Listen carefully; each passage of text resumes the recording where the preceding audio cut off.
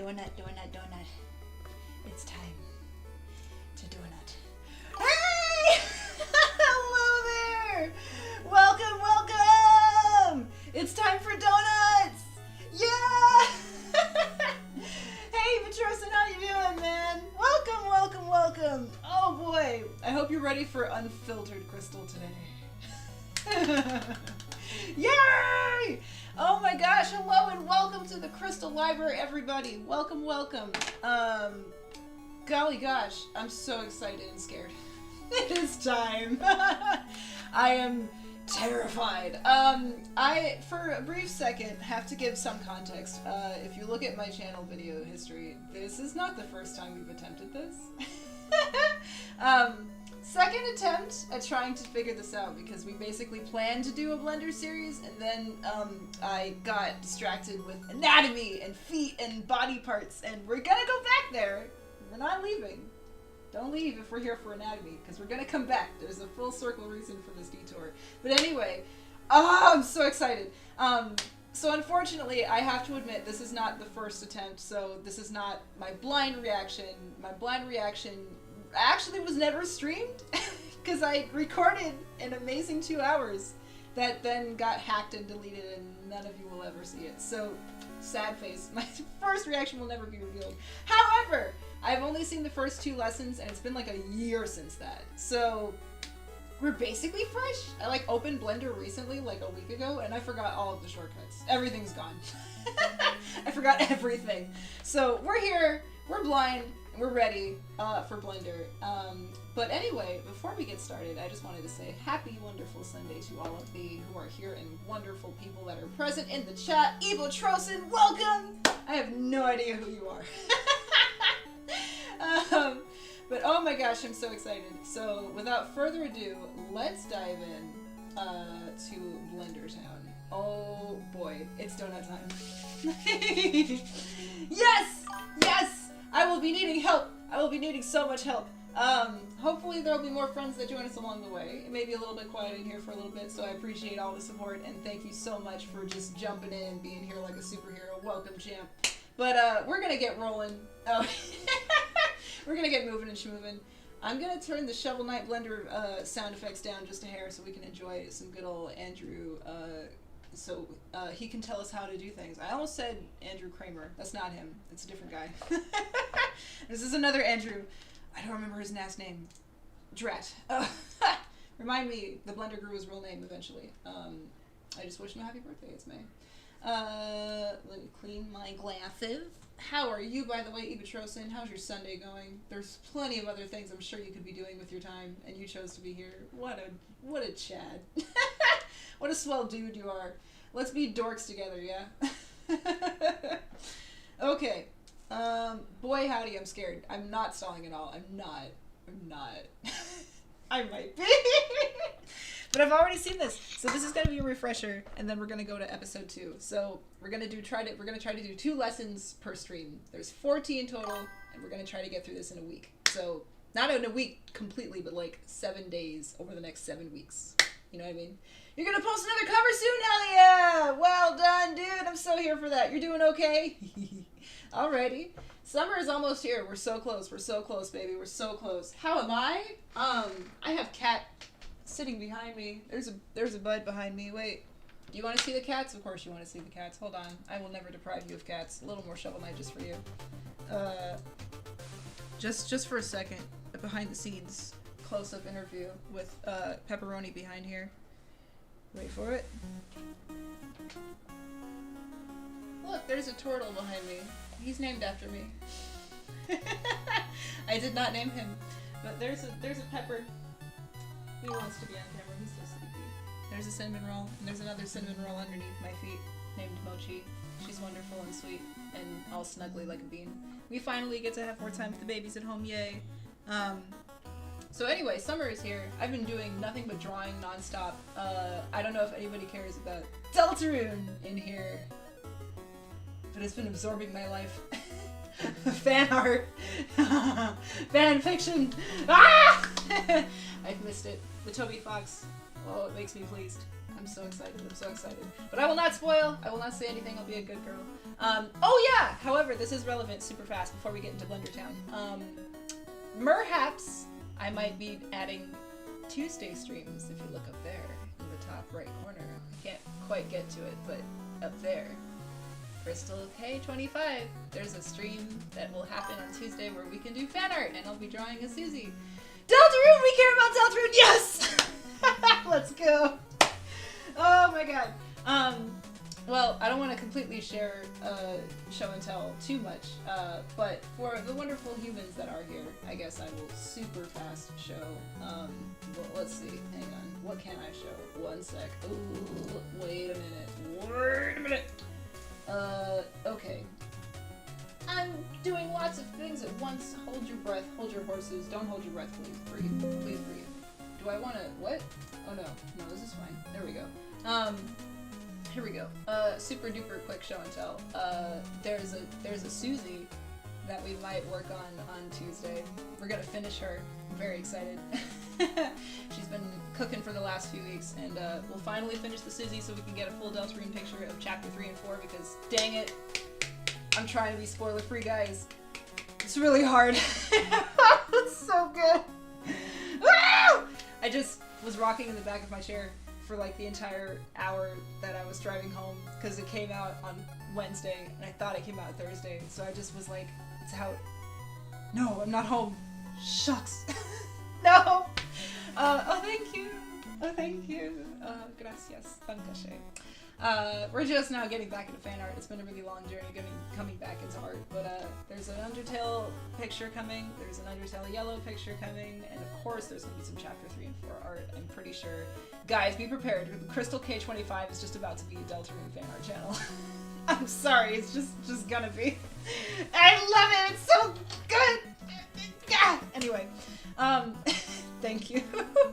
But in the meantime, I'm gonna just hope that we can all pursue our creative endeavors for the next few weeks, because, gosh, summer's here, so let's enjoy the ride, shall we? You and Eva Trosen and I will have a wonderful time. Undertale Yellow! Wait! What did I do? No. Wait! There's so much Undertale Yellow. Wait, holy crap, you've triggered me, Eva Trosen. Wait, no!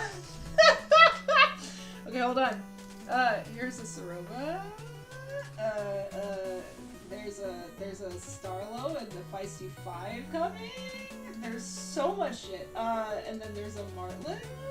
Where is she? I have to go find her.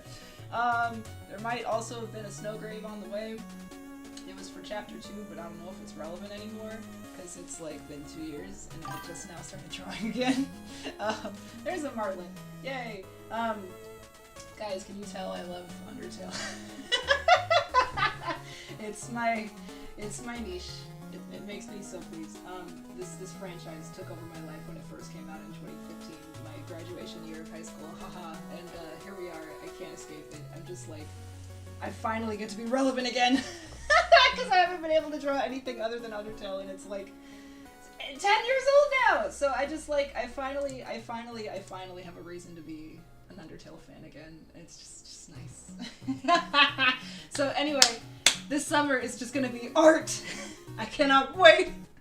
Yes.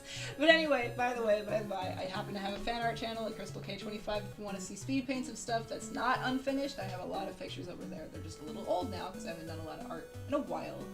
Getting back into it, I've missed it so much, and I just had to remember how to draw again. So now that ka-chunk unlock has happened, I think mentally I wasn't there, and now we are. So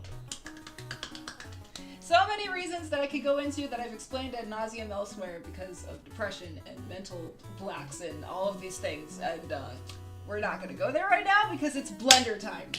Golly gosh, I could rant for longer, but I will not do that. So anyway, huzzah, Blender, there we go. Thank you, Eva Trosen. Thank you so much. And likewise to you. I've seen your work, man. It's looking fire. You keep doing what you're doing all day long. Always. We gotta support each other. We artists gotta look out for each other. You know what I mean? So anyway, stick around, clowns. We'll have plenty more art coming. If you want to see me do fan art, jump on Tuesday stream if you're able. And if you can't, just check the VOD out later. That'll basically where the slow pace will be, and then I will show you a time lapse sped up at some point later on. Yay! So anyway, Blender. First lesson. I have briefly seen this. Oh, yeah. Of course. So yeah, unfiltered, uncensored, and lizard brain, monkey brain crystal is ready for Blender. I hope we're all got juiced up, got some snacks and water, because we're not jumping off this boat until we finish. At least a couple hours. So, ready. Last thing. I just so happen to have a gigantic, massive Google Doc where I happen to take very meticulous notes on everything I learn. And there's a lot of stuff related to animation in here. So if you would like to access almost 100+ pages of Google Doc information, anything related to After Effects, Adobe software, shortcuts, Blender incoming. I'm going to be taking these notes live as we're learning. And all of this knowledge, almost my entire life's knowledge of animation notes can be accessed on my Patreon, which you can scroll down and access for only 3 buckaroos. It's only $3 if you want all of this stuff. Totally up to you, no pressure. But you can also see a ton of the stuff that I've been working on off to the side, as well as many other things, because we're not just learning anatomy here. I want to learn a lot of stuff in 3D. Maya, ZBrush, Substance Painter, the list goes on. Bada bing, everything I learn is going to live in that doc. So if you want access to it, jump on over to my Patreon, which is in the description, and you can get that for only $3, as well as lots of other stuff. So anyway, Patreon is coming very soon. I'm going to be adding more to it as I go, hopefully this summer. But yeah, so if I'm pausing intermittently to type things, I'm sorry. I'm going to just tell you now. I'm sorry. They're for you, and for me, and for us. If you have notes, please share them as well. There's a Discord you can also access in that Patreon, and you can put your own notes in the library if you want to get more stuff, because we learn together. We gotta help each other. So whatever I learn, you learn. But if you learn stuff, I would love to also have that knowledge, and we can pass it on through the community. Pass it, pay it forward, all that stuff. So anyway, enough chipper jabber. Random rambling has to cease, because otherwise we'll never stop. So I'm gonna let the Shovel Knight chillax for a bit. Thank you very much for all of those vibes, Jake Kaufman. And now, let us begin. Blender. We're starting with the first lesson. If you want to follow along, also link in the description. We're at the very beginning, 000. I'm gonna play it so you can hopefully hear it. Let me know how volume sounds, and if anything sounds amiss, please let me know. Otherwise, we're gonna get started in 3, 2, 1, boom. This is Blender. Open source 3D software that can be used to make animations, visual effects, game assets, or practically anything 3D. And best of all, it's 100% free, and it always will be. If you've never used it before but you want to learn it, well, then you're in the right place. This is a tutorial for complete beginners. I've been using Blender for 20 years, so I'm going to show you how to use all of its core features. And by the end, you'll finish with not only the confidence to start your own projects, but with your very own donut animation. And I know this looks complex, but I promise you it's achievable for a complete beginner.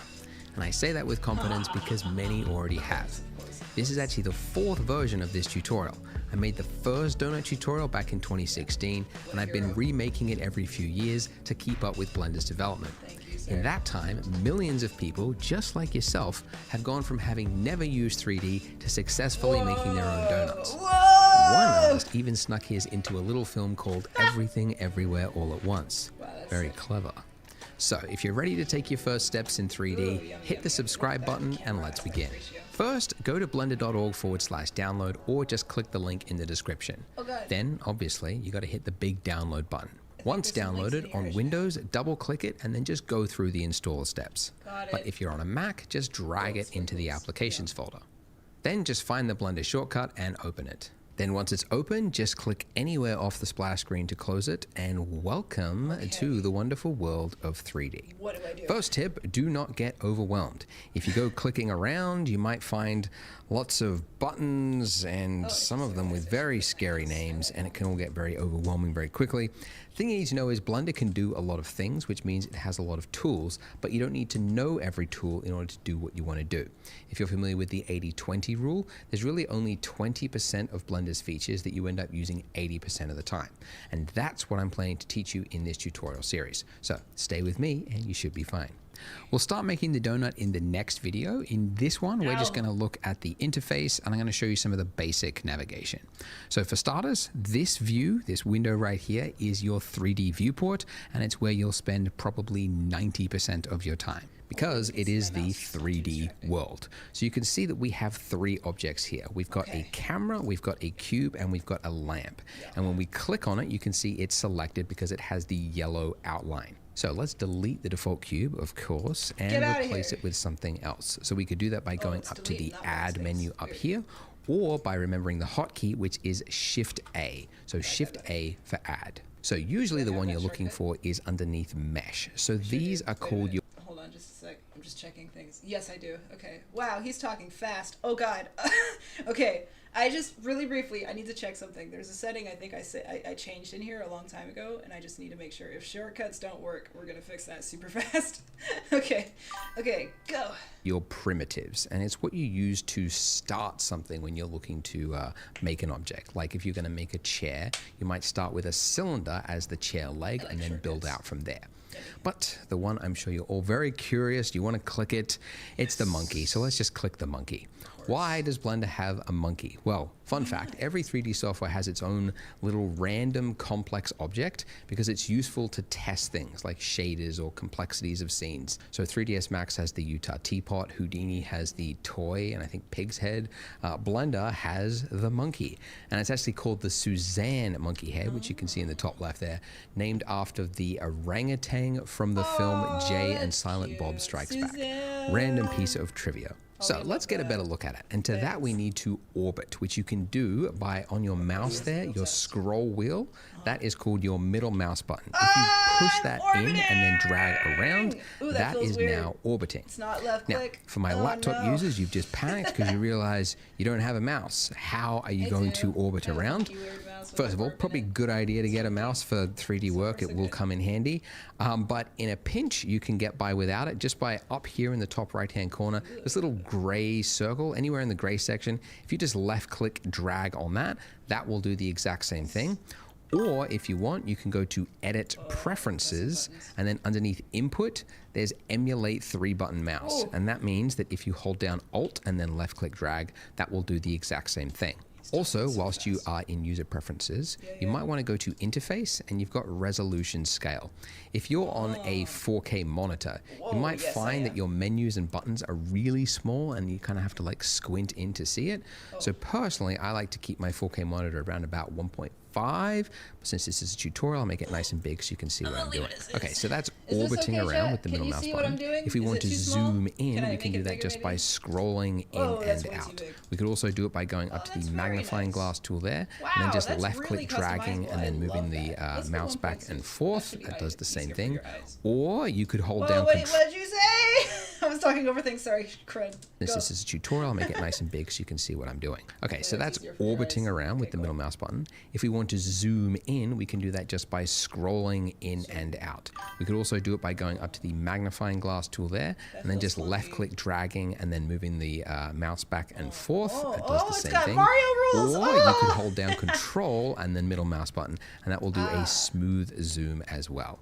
Okay, so one thing you might notice looking at this is that it's not very pretty, right? It's just kind of got this flat, bland, gray lighting over everything. And that's because this state right now is called viewport shading. And it's kind of a lightweight, optimized way to view the scene just as you're building it. But if you want to create a final pretty image, that's called rendering. And you can actually switch into rendered mode by going up here into the top right-hand corner. You can see we're currently in the viewport shading mode. If we go across, you should see rendered view mode. So if we click that, your computer might stall for a quick second whilst it loads it in. But you can see it's now different. We have directional light. We have shadow cast across the monkey.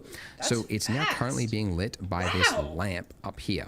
So if I wanted to, you know, zoom in on that lamp there and just kind of like move it around, you can see it's kind of hard to focus on. Like it's always exactly not in the right view.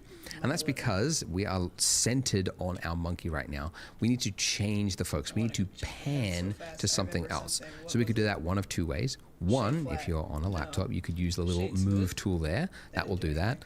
Or everyone else, shift, middle mouse click, drag, that will do the same thing. So middle mouse is for orbiting, shift middle mouse is for pan to change your view to something else. Okay, so I want to move my light because it's too moody. I want to be able to see the monkey's face there.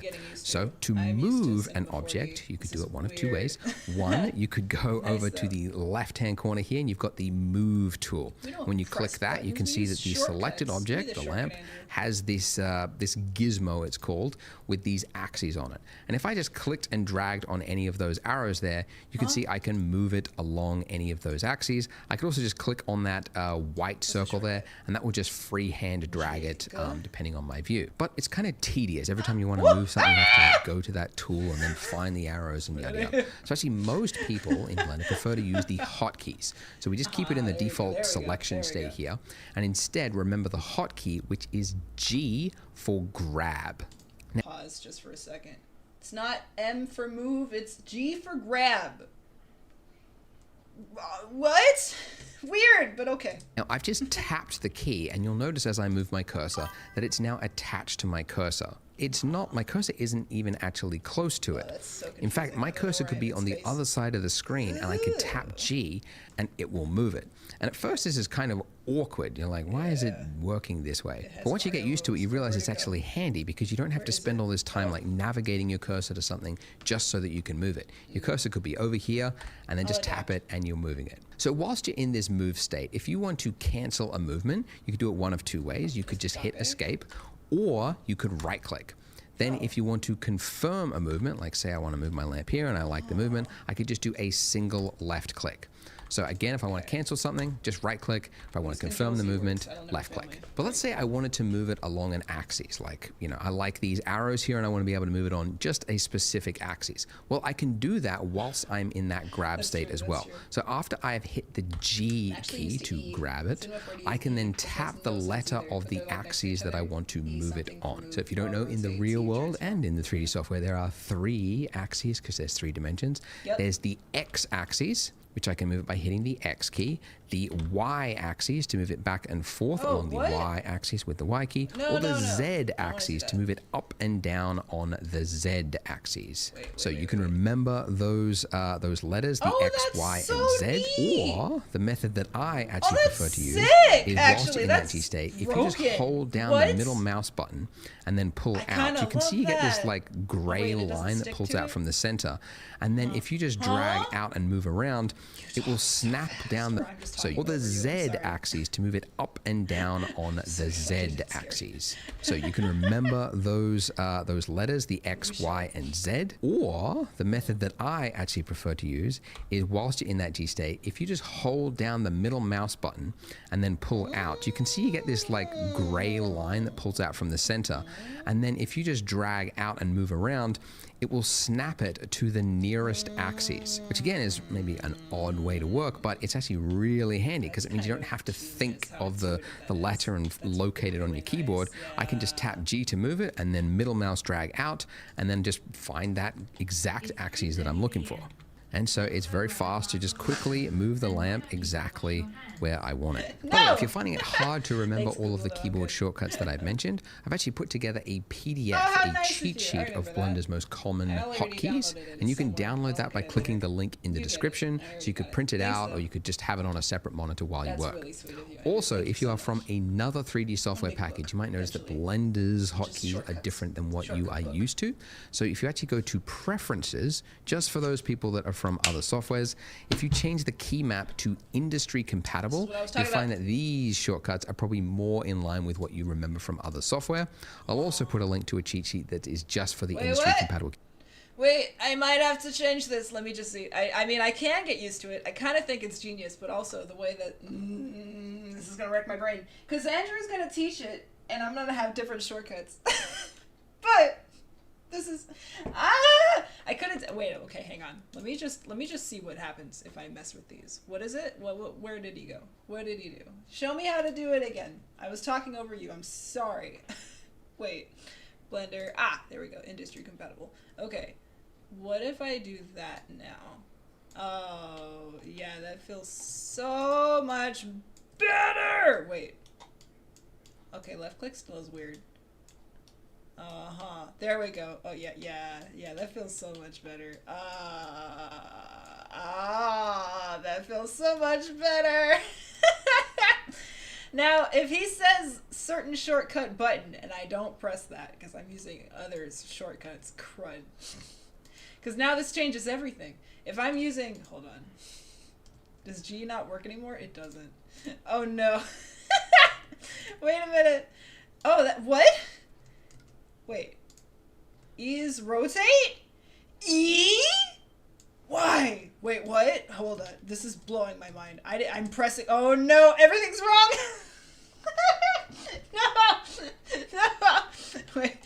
Stop. No. Also, the timeline's so clean down here. Okay, crap. Okay. Whoa! I'm so scared. I'm scared and confused. Oh my god. Okay. I just need to mess around for a second. Give me a sec, Andrew. Hang on. This is why this might take longer than an hour. The video is only 18 minutes long. We might be here longer than that. Okay. E is rotate. What the hell? Okay. What is R? R is scale? T? T is move. That's the only one that makes sense. T is transform. R is scale? And then E is no, we're going back. Forget that. That's so weird. I'll just adapt. Okay, go on. Key map to industry compatible, you'll find that these shortcuts are probably more in line with what you remember from other software. I'll also put a link to a cheat sheet that is just for the industry compatible key maps that somebody else put together. I've got nothing to do with it, but I'll put that link there so you can check it out as well. For the rest of this tutorial series, I'm going to use Blender's hotkeys. Just keep that in mind. Now let's say, as I am moving around here, I'm like, oh, this looks really good. I've got some nice Rembrandt lighting across the monkey's face. I want to take a photo. I want to take a nice, pretty image of this and post it on socials for clout, right? Well, I could take a screenshot of it, but that would be silly because it's got all these lines all over. It's all noisy, right? We don't like it. The way you take a photo, a pretty image in Blender, is to do a render.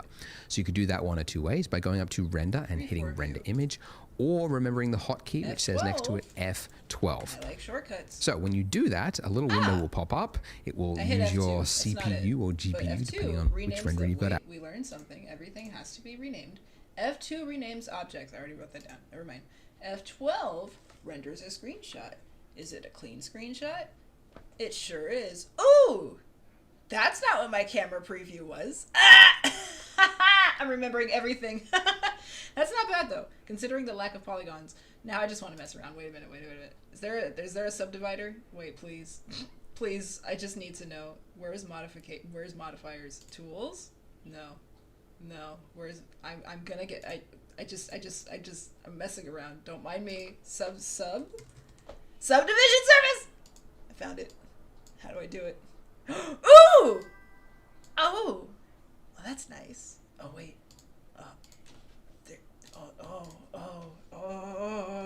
There. I learned a thing without trying to do it. Yes, there is a subdivision. It's so satisfying to figure things out yourself. I gotta change that camera angle, though. Also, I know there's a shade smooth. How do? Right clicking. Shade flat. No. Shade smooth. What if I did it again? What if I went to 2 and this is 3? That should be fine. We're not gonna mess any higher than that. F2. Ooh! Oh, that's so satisfying how smooth it is. Oh, look at that read-apology. It makes me so happy. Oh! Thank you, Epatrosin. I figured it out. But yeah, that's so satisfying. Okay. Yummy. How do I change this camera angle, though? Wait, we're just messing around now. Where's my camera? Oh! Oh, is this what I think it is? I gotta move it myself. Oh god, here we go. Here's my test. Do I remember the shortcuts? Control middle click is to zoom. Yes. I don't think I'm moving the camera though. No. That's pan. We don't want that. Uh-oh. Uh-oh. Uh-oh. I'm forgetting everything. Middle. Oh no. Okay, well, hang on. We'll figure it out. Active, and it will render out a pretty image. And from here, you could go image and then save as, and that'll save it as a PNG or whatever, wherever you want to save it. But you might notice looking at this that this is actually a different view than what we have here, right? So here I've got a nice view of the monkey's face, but there is a different view. And the reason for that is when you do a render, it's not rendering from the view that you're looking at currently. It's always going to render from the point of view of the camera. So this is our camera over here, and it's looking from this angle. And we can actually look through the camera by just clicking the little camera icon. Sorry, I'm just gonna write everything down. Every time I learn something, I write it down. I hit, hold, Alt, and middle click to get to this view. That's nice.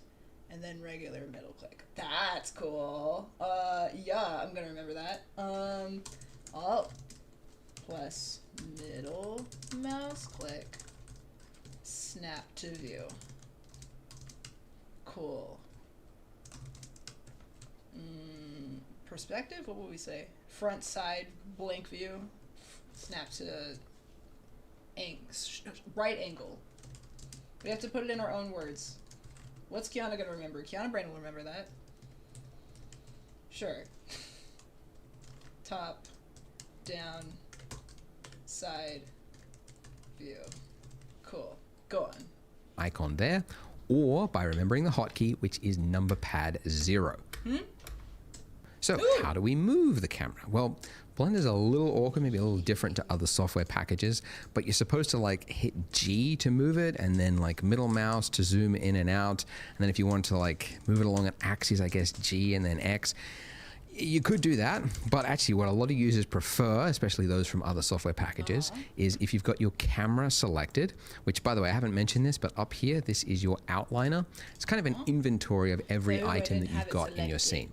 Okay, so with the camera there selected, if I hit N is to bring up the properties, N for properties for whatever reason, and then go to view.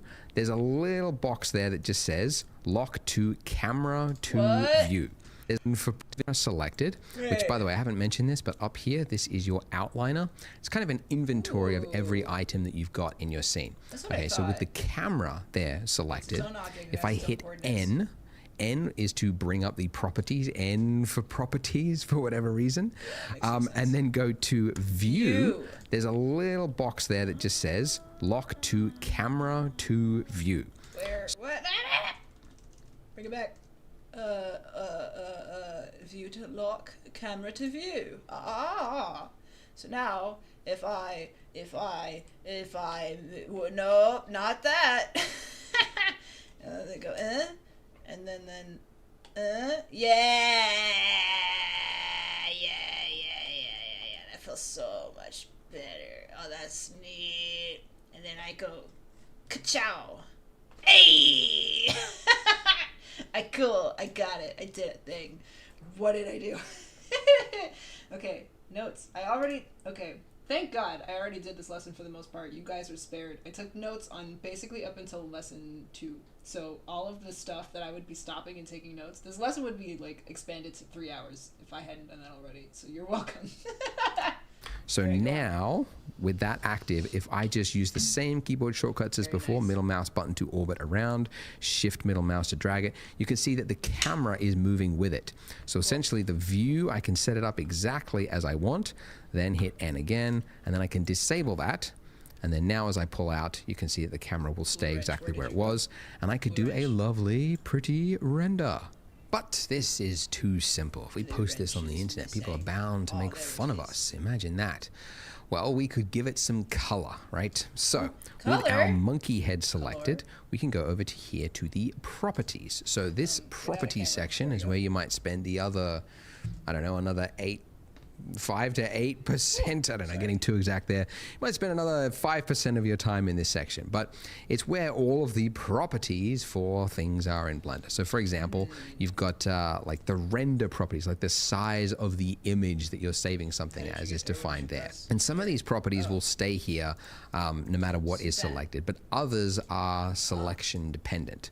So you can see actually if I click the camera there, you can see I get a little camera tab at the bottom there. But if I select my monkey, you'll see the camera tab disappears. But instead I have some other ones that appear. So one that we might want to change is underneath material. And this will enable us to add a material, change the color to something else, essentially. So underneath here where it's got new, I'm just going to hit new. And then you've got a bunch of options, very confusing. Ooh, IOR, subsurface. Again, don't worry about it. We'll get all to. You'll see the camera tab are selection dependent. So you can see actually if I click the camera there, you can see I get a little camera tab at the bottom there. But if I select my monkey, you'll see the camera tab disappears. But instead I have some other ones that appear. So one that we might want to change is underneath material. And this will enable us to add a material, change the color to something else, essentially. So underneath here where it's got new, I'm just going to hit new. And then you've got a bunch of options, very confusing. Ooh, IOR, subsurface. Again, don't worry about it. We'll get to all of that later on. The one that defines the color is the base color. So if I do a single left click on that white box there, I can then change this color to whatever I want. I could make it an odd, creepy, skin-toned monkey head, right? Like that. And do a render. Okay, so hey, all right, it's better, but still, it's too simple. I think people will think. Wait, what's wrong? What have I done wrong? You better some help. At any point, if you're like, Kianna, you idiot, stop being stupid and listen. I can't pay attention. My ADHD won't let me. Wait, okay. I did the thing where I made the material. Let's try it again. I'm gonna make it all by myself. Ready? Watch. I'm gonna be a big girl. I don't want it to delete Suzanne. I just wanted to delete this material. Remove? No. There we go. Okay. Suzanne. New. Monkey is now white. I want it to be blue. Blue is not there. Oh! That makes more sense. Thank you! I don't know how long it would have taken me to figure that out. See, this is why it's so nice to have a chat. That makes a lot more sense. Metal monkey. Ooh, yeah. Roughness? Oh, yeah. Nice metal monkey. Yeah. IOR? Nah. I forget. I don't know what this does. Whoa. Alpha. Oh, no, I don't want it to be transparent. No. It'll be 1. Oh, it's a 1 to 0 kind of ratio thing. Oh, the spinning wheel of death. We're fine. Invisible monkey. Oh, cool. You can still see it there. Ah, that's nice. No, give it back.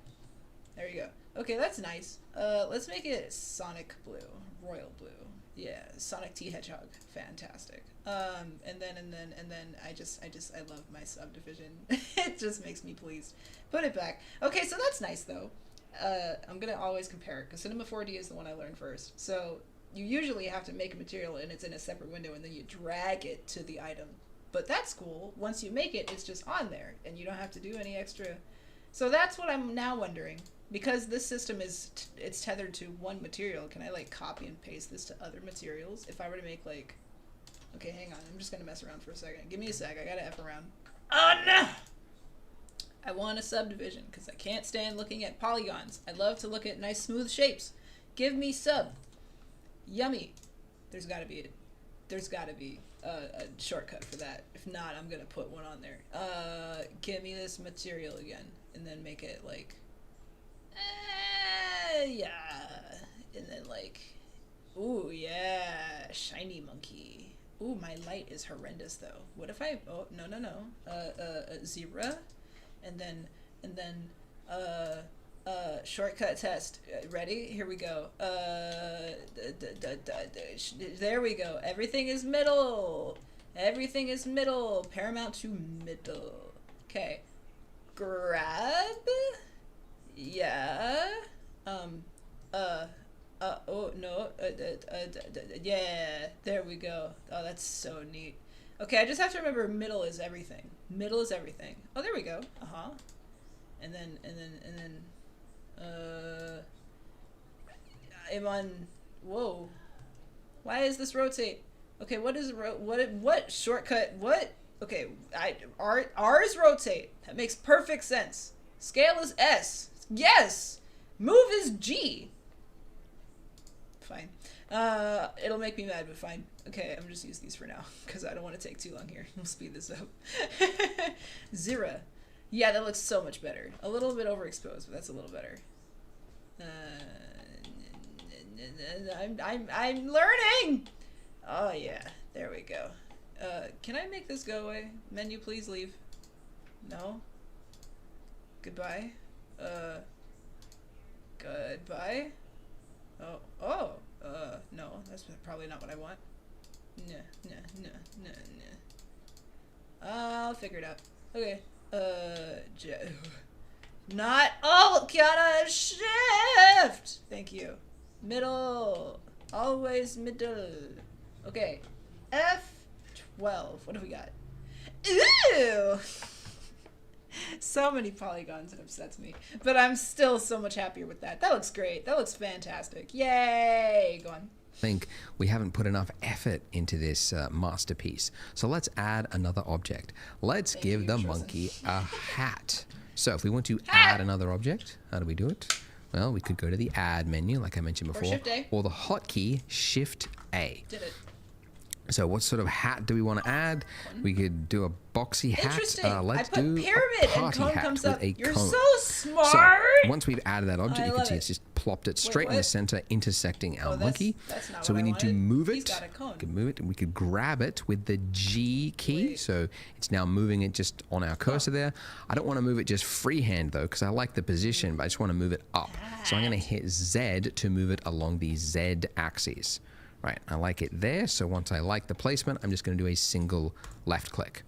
Okay, great. S? But too big. Oh, so see, need to learn another tool, which is scale. So we could go to the scale tool there, and then we get this familiar little axes Scale there. But again, S. most people prefer to remember the hotkey, which for scale is just S. So S to scale. So resizing that. Okay, that's pretty good. Let's move it down again. So G and Z. Okay. All right. But yeah, let's say we want to make it a little taller. Okay, so we could scale it along just the Z axis. So S and then Z. Whoops. S, Z. There we go. And it's now making it a tall party hat. Oh, God. Scale it down. There we go. Ha! Look at that. Be a very bland party if it's gray though. So let's give it another material. An exciting color, a vibrant aqua color. Why not? Give that a render by hitting F12. Okay, camera is in the wrong position, so let's go to camera view mode with number pad 0. I'm going to select my camera, and rather than dabbling with that little thing I had before, I'm going to hit G, and then middle mouse, just tap it once. As I said, it's a little awkward. Blender's the way it handles with the camera. But anyway, just move that out, and then I gotta rotate it. All right, so I'm gonna rotate. So with the camera selected, tap R, then middle mouse, and it's now kind of like freehand rotating around. So I'll just move it up slightly. There we go. Okay, this is just a fool around session. So don't worry if you're making mistakes. We'll get to actual practical building stuff in the next part. I'm just trying to find ways to throw in these like fundamental tools. Rotate, right? The monkey's head is just, he needs to look dead on at the camera, and currently he's off. No. What an excuse to use the rotate tool. Is there not a way to add subdivisions to your primitive once you click out? Because I remember that being frustrating. Once I set the shape, it's like you can't add more divots to it. I'd have to add a subdivision thing to it. Oh, no. Like when you first make it, if I go Shift A, and then I make a cube. Add cube. Tool? No. View? No. Item? Transform? No. Oh, yeah. This part. Oh, that's fun. He's a monkey in a box. Actually, I kind of like that. Let's leave that there. Then if I click away, is this still there? Okay, no. That's not what I meant. There's like something that happens, although this is very silly. I kind of might have to make this my shot. I think this is what we have. 0, F12, bam. Yes. Suzanne, what happened? I like that. Just move it in front a little bit so that cone doesn't get cut out. Oh yeah, oh yeah, oh yeah. No, his eye. All right, I'm sorry. Go on. Enable the rotate tool, right? The familiar okay. axes there. That's right. You could click and rotate it around like that. Again, most people prefer to remember the hotkey, which is R to rotate, right? So it's now just freehand rotating on my cursor. Remember the axes, as I mentioned before, can be used for any mode. So the X axis will rotate it back and forth. The Y axis, tilt it, or Z, there we go, to turn it towards the camera. By the way, chat, Just a little bit, right? And there you go, F12. And we've done it. Let's save it. Let's upload it to ArtStation. And then just wait for the recruiters, essentially. All right, let's start a new scene so that we can get ready for part 2, where we're going to actually start building our donut and learning some of the more core features of Blender. So click here, and I will see you in part 2. Goodbye. Yay! Now pause. Whoa. Okay, this is 20 minutes. So yeah, we got to lesson 3. I remember that being really tough on my brain. This part though was fun. So we're gonna do this lesson. Oh, they all get longer. They get progressively longer. Okay, now hold on. The second 7 and 8 are chunky, but after that, it's not too bad. Rendering and all this stuff shouldn't be too bad. It's just the interface, the part that I'm like trying to remember. Okay, so let's test our knowledge. I want to make. Chat, what should I make? Rudimentary thing, help. I'm gonna try it really quickly just to test my knowledge. Let's make a fat snowman. And then if you want me to make something else, I will. Okay. Circle. Circle? No. Sphere. Where's my sphere? There it is. Boom bada. Oh yeah. Shade smooth? Yeah! That's what I wanted. Sorry, that's so loud. Okay. Scale that boy up. And then I make another one. Can I control?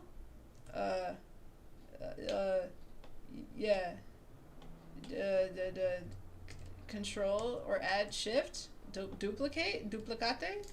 No. Okay. Ooh. Control snaps. That's good to know. Control snaps to grid. Very nice. Goodbye. Snowman, you got it.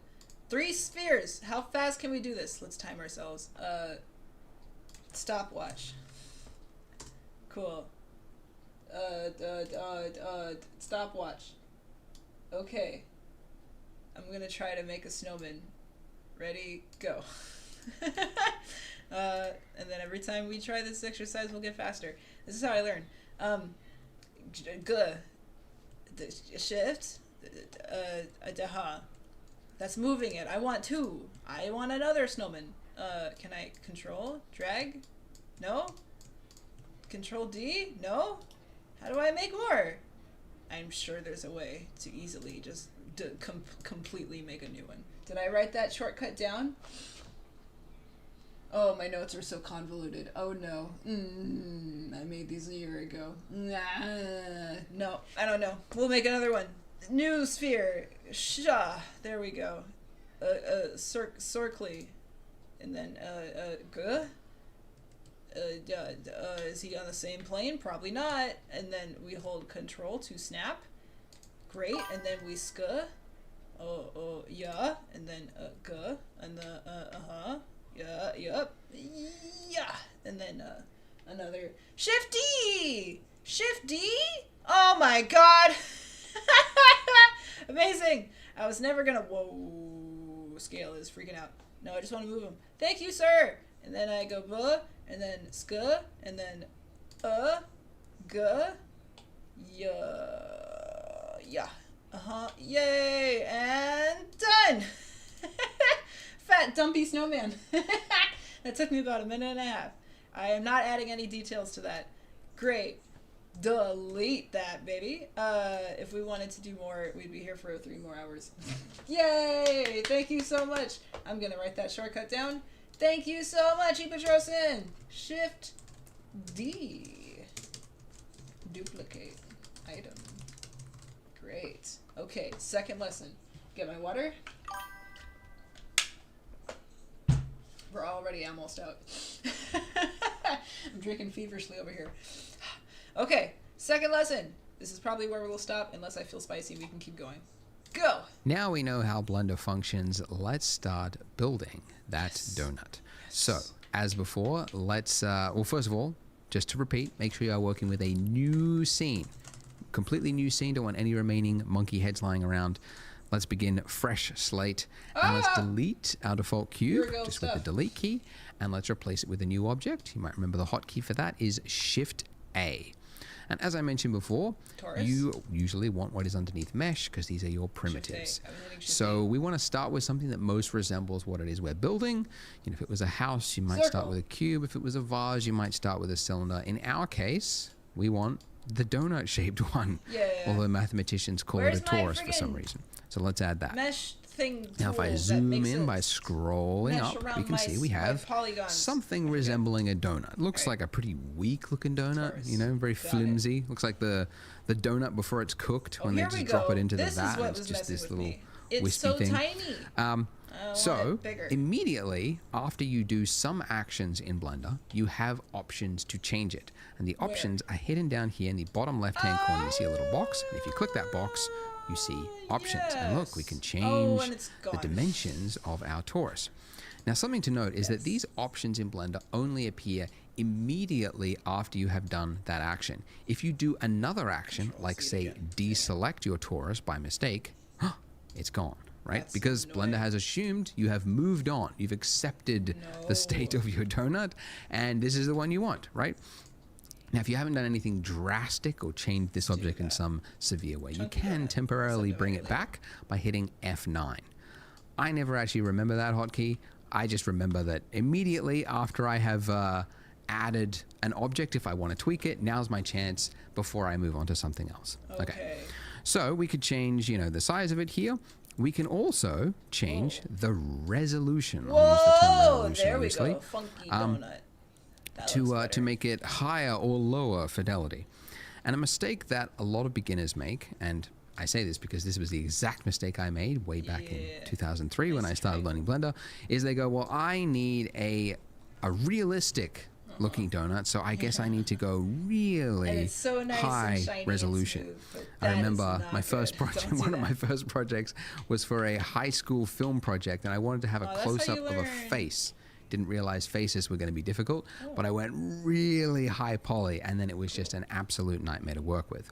So the problem, the reason you don't want this is that for starters, things that are high poly are very slow to render, and they're very hard to work with if you want to tweak the shape of it. But also, as you learn and you grow with 3D, you'll discover that it is a lot easier to add resolution to something later on, but it is very difficult to take it away if you've already built it into it and you don't need it. So, long way to say, what we actually want is to have as few polys, these are called polys, as you can get away with. So I'm going to go with 32 major and 12 minor. And don't worry that it looks all jagged because we will fix that in a moment.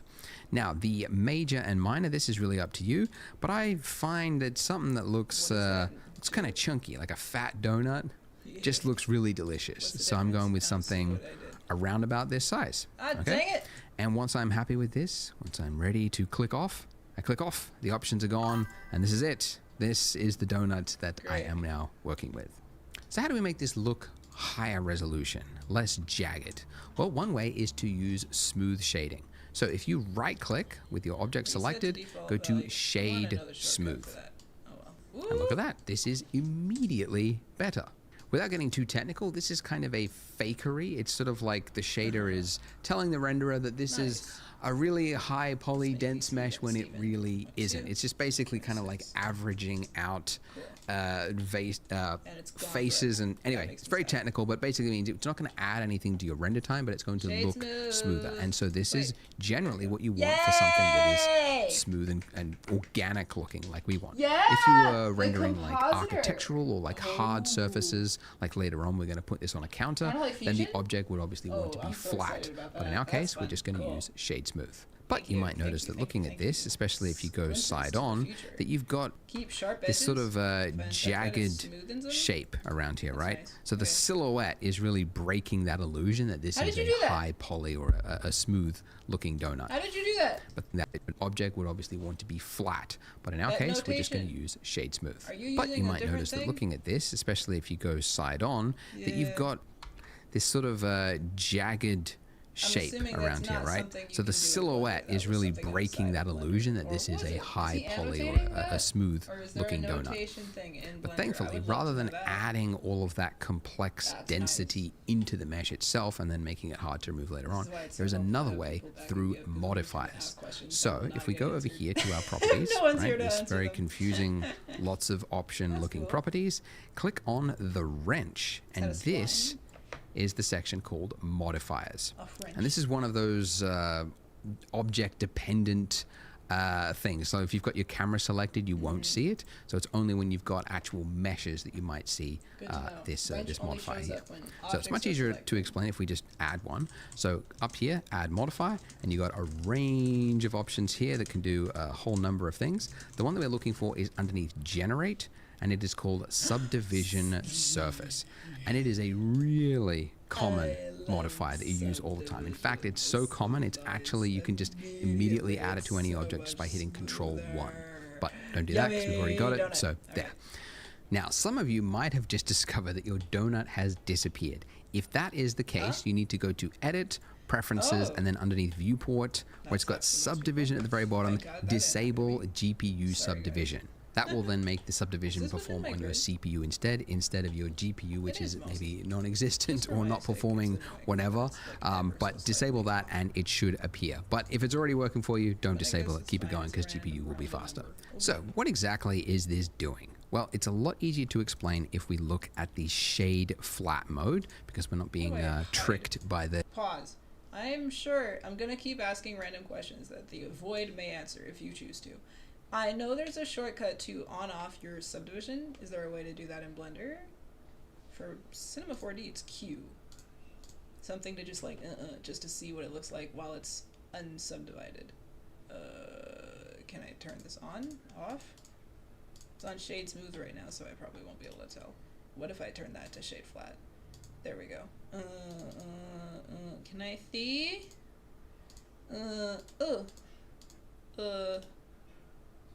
Can I just like can I turn the eyeball off for subdivision just for a sec? Just to see. You wouldn't happen to know how to do that, Eva Trosen? Just curious. On the subdivision modifier, looking at its 4 buttons. What? It's the 4 buttons? Wait, I'm so confused. Huh? 4 buttons.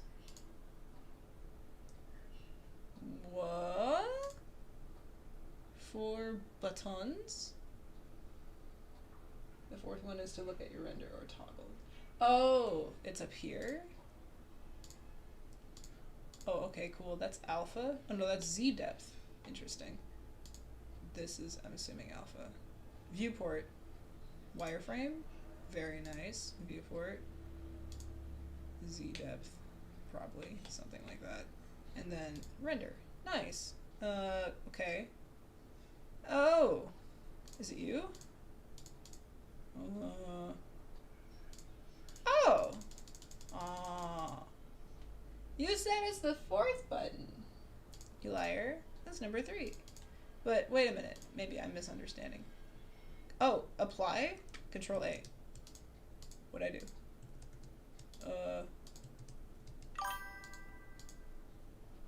4 buttons on there.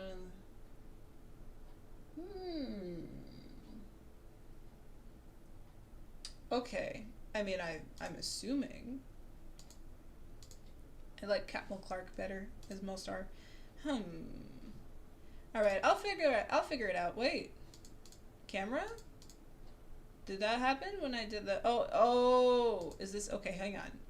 If I render. Ah, I see. Oh, okay. So there's no toggle for that, but that's nice. So if I render it, there it is. Okay. Oh, but what if I want to see it in the viewport?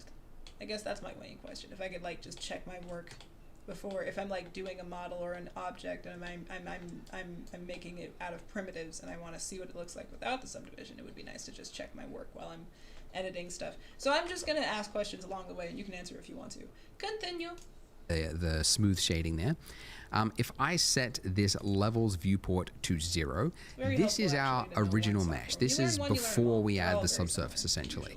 When we increase this, you can see that it is adding resolution to our mesh. And the more I increase this viewport levels here, the finer and finer that detail becomes. So to explain it, because this is such a very, very common modifier, it's kind of important to understand how it's working. What? You can see that this is... You said in the viewport? Oh, I'm sorry. Did I misunderstand you? You can yell at me.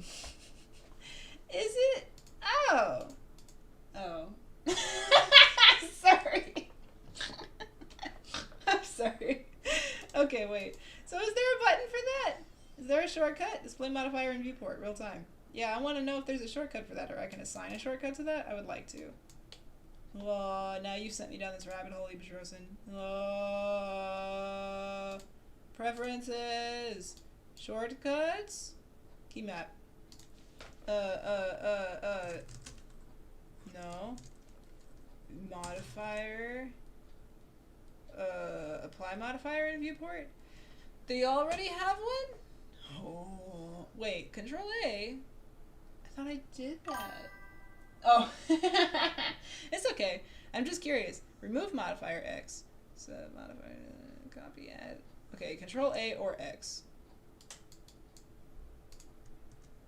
No. No. Oh!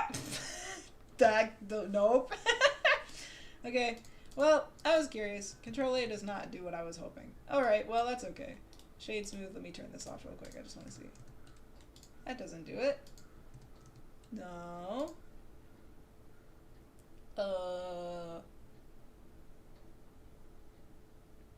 Set active modifier?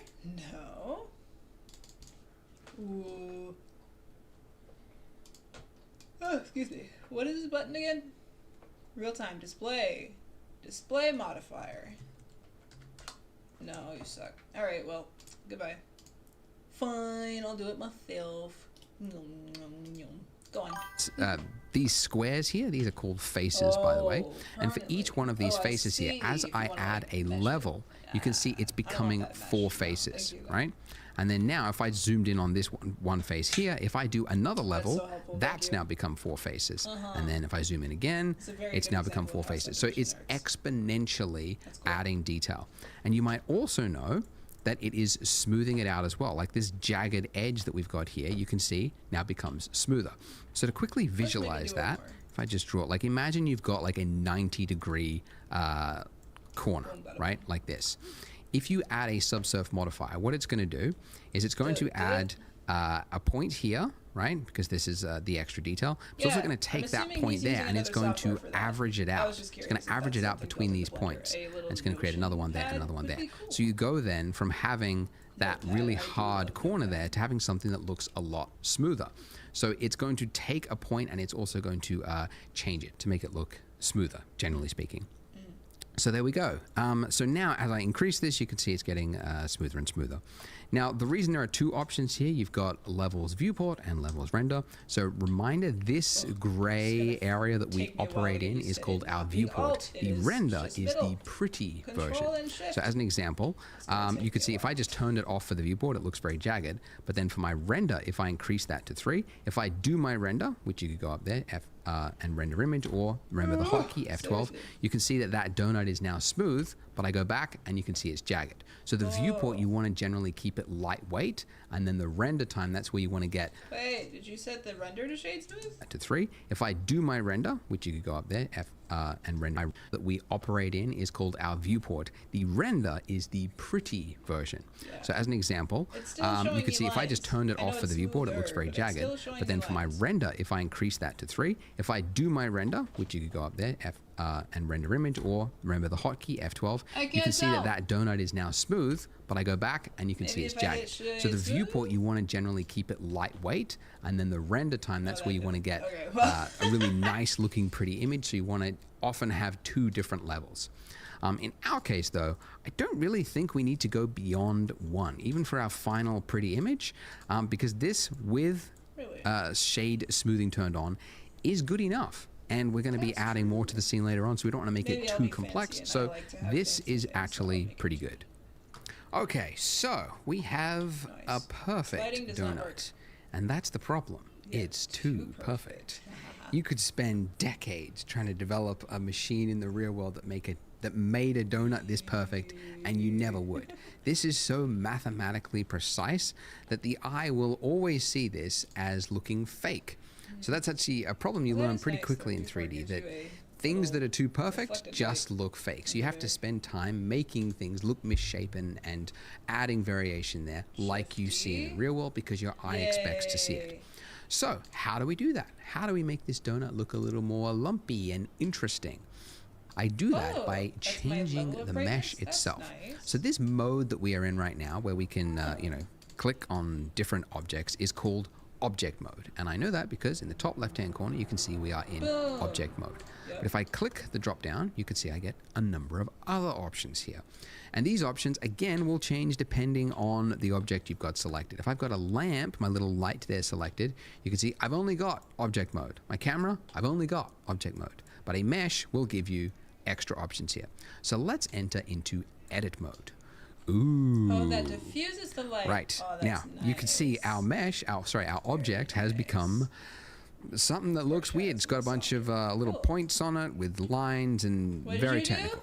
Well, that's I because talked our over mesh, you my again, little I'm sorry. light there selected, you can see I've only got object mode. My camera, I've only got object mode. But a mesh will give you extra options here. So let's enter into edit mode. Ooh. Oh. Right. Now, you can see our mesh, our object has become something that looks weird. It's got a bunch of Lumpy little donut points now. on it with lines and very technical. helpful. Well, that's because this is actually what the mesh is made up of. Okay, These this little is about to be points so here, it's which gonna you can blow click my on mind to just by remember. selecting, are called think I your know what it is. vertices. The singular term is called vertex. I never say that. I like to just call Shucks, all of them stop being vertices, shit. regardless of whether it's Oh. one or two, just because you always get some comments that go, actually, it's called vertex if it is singular. Anyway, so these are called your vertices, and if you have two of them Also joined by a bitterness in there at line, all. that is called an edge, and if you have it! four of Stop it! them Didn't go. forming a People. face, then it's called a face. So with these, I can quickly change the shape of my object. Wait, how do I toggle? There's a button, I'm sure. I'm gonna try to figure it out myself. There's a way to toggle between points, vertices, and stuff. Point, face, and vertex selected. In edit mode. No? Is there not? Oh. Ah, excuse me. Sorry, I was getting sleepy. What? He did things. What did you do? Text that I like to just call all of them vertices, regardless of whether Sorry, let's our pay mesh, attention again. our object has become something that looks weird. It's got a bunch of little points on it with lines and very technical. Well, that's because this is actually what the mesh is made up of. These little points here, which you can click on just by selecting, are called your vertices. The singular term is called vertex. I never say that. I like to just call all of them vertices, regardless of whether it's one or two, just because you always get some comments that go, actually, it's called vertex if it is singular. So much piss and Anyway, vinegar in so that these are soup. called your vertices, and if you have two of them joined by a line, that is called an edge, and if you have four of them Shift forming left a face, then it's called a face. Oh, shift So is with holding down. these, I I'm can getting multiple. quickly Cool. change the shape of my object by using the same hotkeys as before, and if I want to move this, then I would simply tap G. Right, and you can see it's now Yeah. attached to my cursor, and then if I want to confirm its movement, I just do a single left click, and there it is. Now if I go back into object mode, like that, you can see that my mesh has changed, okay? And by the way, the hotkey for jumping in and out of object and edit mode is just tab, okay? Tab? So you can see it's just toggling between those two modes because it's so common that you want to just quickly change things that it's just easily accessible by that. Now, this is okay, right? But you can see it's like, it's got like some artifacting. It's like, it's not the greatest lump, right? So how do we make it look a little more natural? Well, I mean, you could, you know, you move one, drag it out, okay, click, and then I move, the next one next to it, right? I'll move that out, and then I'll move this one out a little bit, and then I move this one. And it's like, okay, well now I've got the thing, but it took me like 5 actions. Ridiculous, right? No one wants to do that. No one's got time for that. Thankfully, there is a tool in Blender just for this, and it's called proportional editing, and you can enable it up there in your toolbar. So if you enable that, now if I hit G and I move it out, you will see I get a little ring around my cursor there, and that is now changing the mesh around it. Now, a lot of people in my previous tutorials were like, I don't see what's going on. You have to have something selected first, and then when you hit G, you will see that little circle of influence. Okay, now this circle of influence, if I scroll up, you can see it's shrinking its circle of influence. And if I scroll down, it is expanding its influence. So it's only going to affect what is in that ring there, okay? If you are on, if you don't have a mouse with a scroll wheel, you can also change the influence by using page up and page down. And if you don't have page up or page down because you're on a Mac keyboard, then what you would have to do is go to key map and then change your page up and page down to something else, just so that you can get around that. But guys, you gotta get a mouse. Get a mouse with a scroll wheel. I think they're, I don't know, 50 cents or just in the nearest landfill somewhere. Get a mouse because it's gonna make your life in 3D a lot easier. Okay, so with this, I can now make quick work of lumpy shapes, okay? So I just drag that out. Okay, I've got a little lumpy shape there. Maybe I go down here and I pull this up just by hitting G, moving it up. Okay, so already this is looking a little more natural, right? Because even if we were making a stylized world for a Pixar movie or something like that, you can't have just a spherical looking donut, round looking circular donut, because it just, your eye will see it as fake. So very quickly, I'm able to add a little bit of variation to the donut.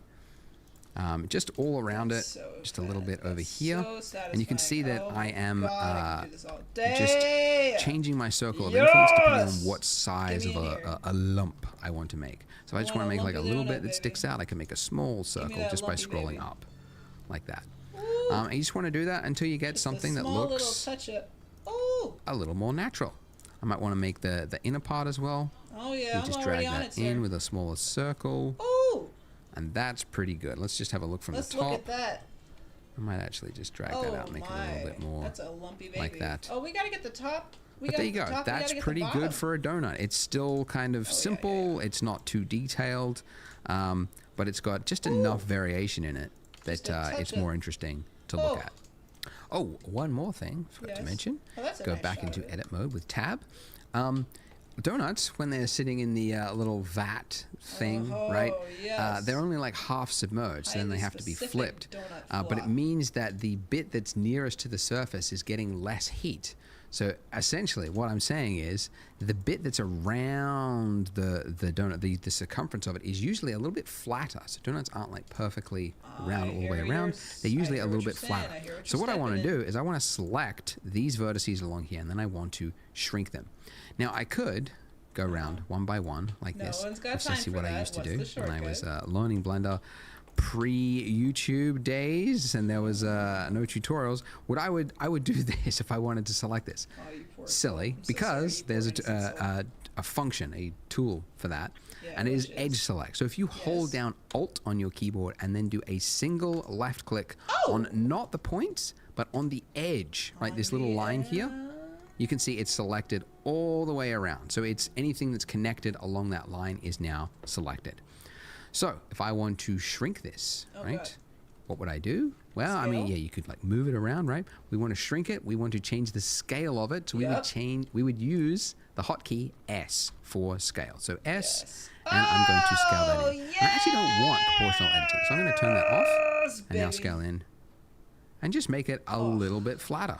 And there you go. See, it just feels a little bit more natural, doesn't it? It looks a little bit closer to what a donut looks like. And by the way, don't worry if yours doesn't look exactly like this, like your lump is a little bit off. Like some people get a little bit too precious with the tutorial. You gotta match exactly everything I do. Like I'm just working on the fly as well. So just make what you think looks good. Maybe you think this is not misshapen enough and you want to add more, go for it, because it might actually turn out better than what mine is. Now, before we move to the next part, how to save. How to save. Blender, very, very easy. You just go save as, and you just get one file. It's called .blend. Very literal file extension. Really pushing the limits of what a file extension can be. That's almost a word, Blender. Anyway, .blend, and that's it. And then next time you open it up, it's exactly like it. It's not like ZBrush where you got like 4 or 5 different ways to save a project or an object or a tool or a... I hate ZBrush. Okay, that's how you save. Now, also, finally, I would say, if you need help, because I know if you're stuck and then you leave a YouTube comment, you might not get a reply. If you want immediate help, I've got a Discord, so I'll put the link below. So there's like a little channel in there where you can just ask for specific donut help. So if you're having issues, feel free to jump into that. And also, guys, don't beat yourself up. Like 3D is definitely a has like a steep-ish learning curve. So you're in that steep slope right now, and it's really common. Like a lot of this stuff is very foreign. 3D is very unique. It's very different to a lot of 2D tools.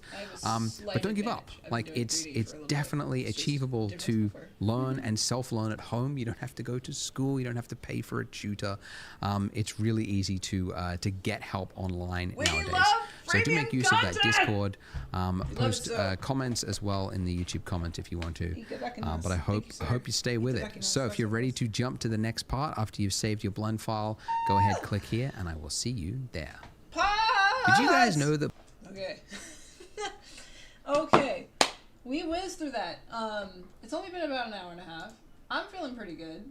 I think we can go one more lesson and then I might call it. Because this is review for me. So what if we just get rid of all the review and then next time is all new? And I do remember next stream broke my brain a little bit. Next video was tough. So, sculpting is number 4! Perfect. Okay. Because if we can get to sculpting, that's the main thing I want to know how to do. That's the main reason we're here. Blender is purely to learn how to sculpt so we can sculpt muscles in anatomy.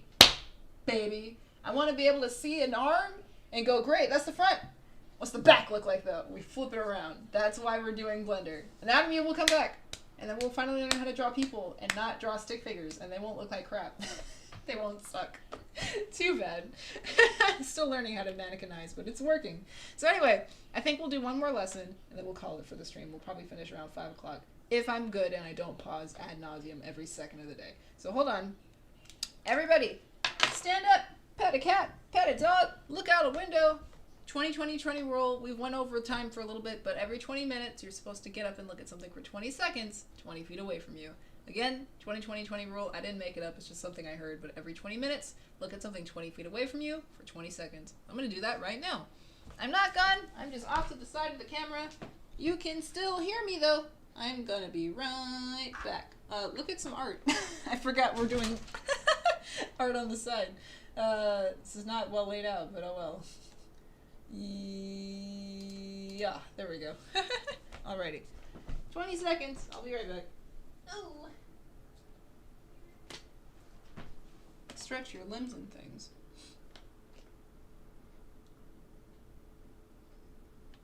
Meanwhile, where did my music go? Jake Kaufman, come back. Quick break.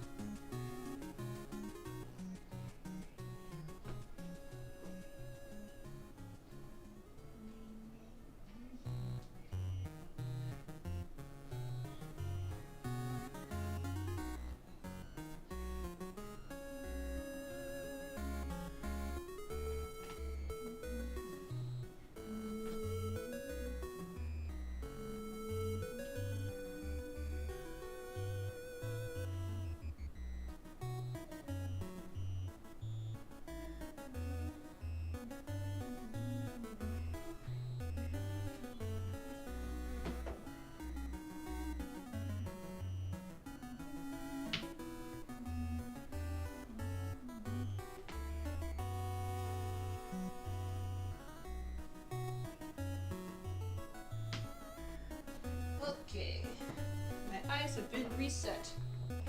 Great. And, whew, I'm back. The advantage of doing these streams versus anatomy, once we finish the lesson, we're done. So I'm gonna do one more. I'm gonna stand up, by the way, because I've been sitting for the last 30 minutes. And then we'll probably call it. The best part about doing Blender instead of anatomy is I have time after this. I usually am drawing until like 8 p.m. And we'll get back to that. But I have the rest of the day to do fan art and Deltarune. Hallelujah. And hopefully I'll have some sketches to show you on Tuesday. Alrighty. Third lesson! Final lesson for the day, and then we'll probably call it, depending on how I feel. Alright.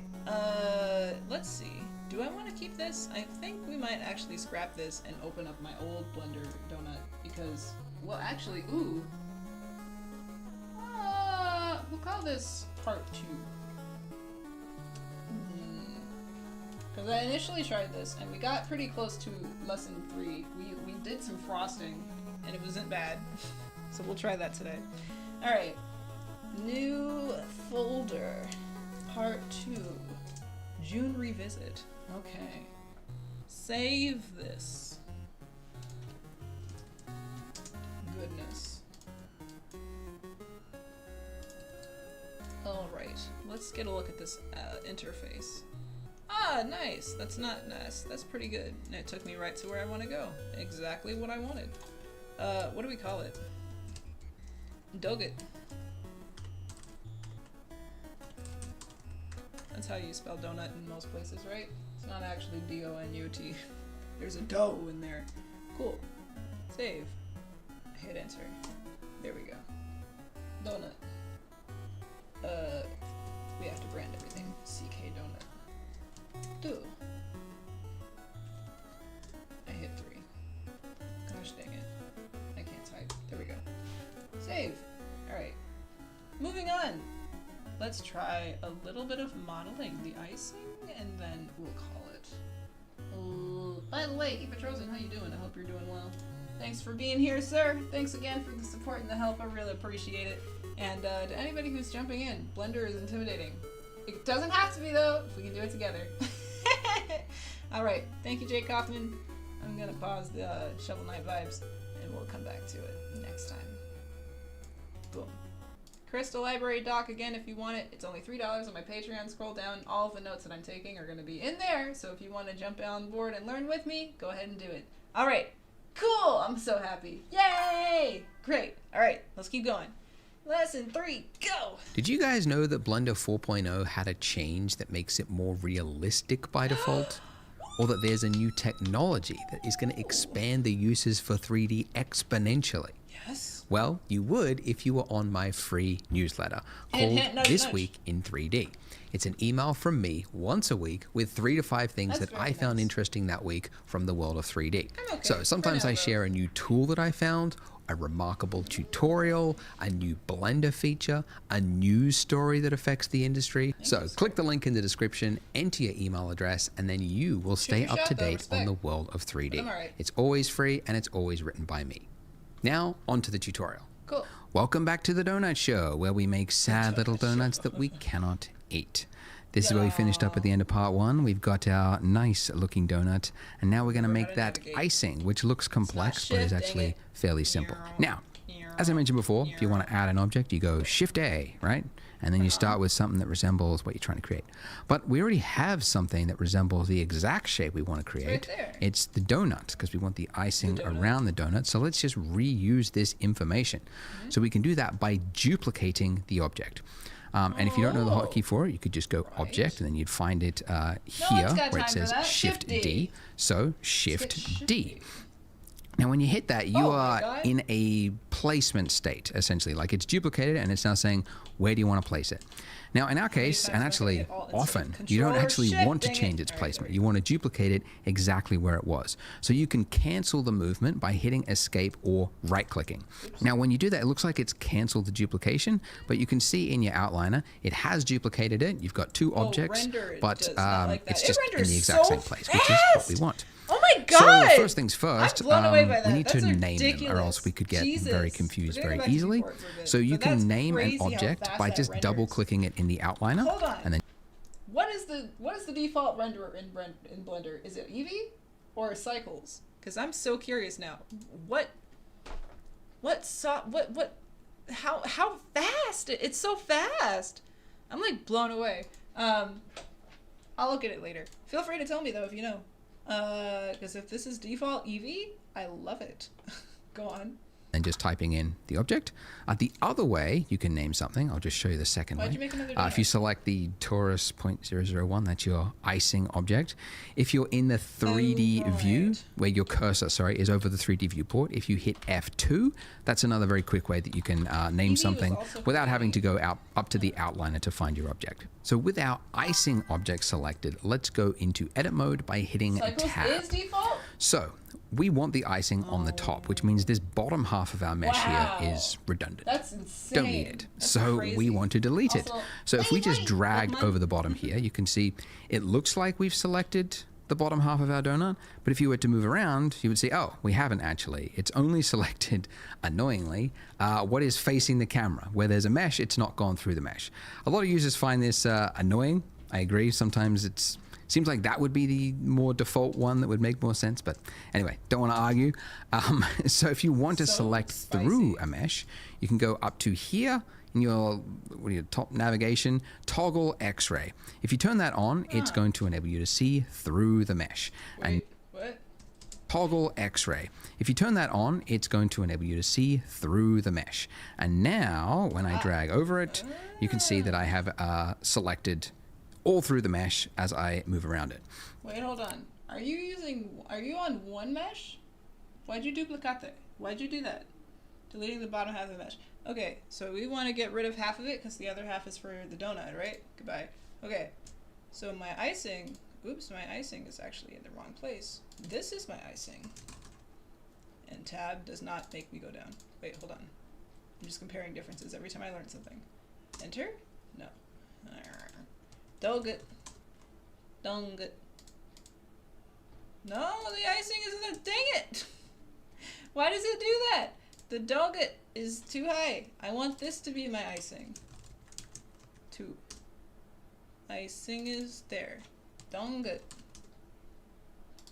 There we go. Okay. I can't move the order of these. Poop. They're layered by name. That's fine. Alphabetically. Okay. Donget. Hide. And then I'm gonna catch up to you, Andrew. I'm coming. Alt for once. I did it because I intentionally wanted to. I'm going to go to tab, and then I'm going to select all of this, and then delete. Sure. Okay. Cool. By the way, you might find it like when you're in this state, it's kind of hard to select. Like it's easy to kind of accidentally select what is above it, and depending on what you've got at your end, that might have happened already. So another way to easily just look directly on the side-on of your donut is to just click one of these, like in your gizmo here, instead of just dragging around, just do a single click on either the green one or the red one, the X or the Y. And now we're in that state. You can see it's flattened it, so it's put you in orthographic mode, which actually you can toggle to at any time, just over there, which just makes it easier to just do a single, all the way through the mesh, select. All right, okay. All right, so we want to delete that. So just hit the delete key. You get an extra option here of what do you want to delete, edges, faces. You want the vertices, that's everything. And now we have, if we go back to object mode, totally. And then let's turn off toggle X-ray as well. And you can see it's working. Icing.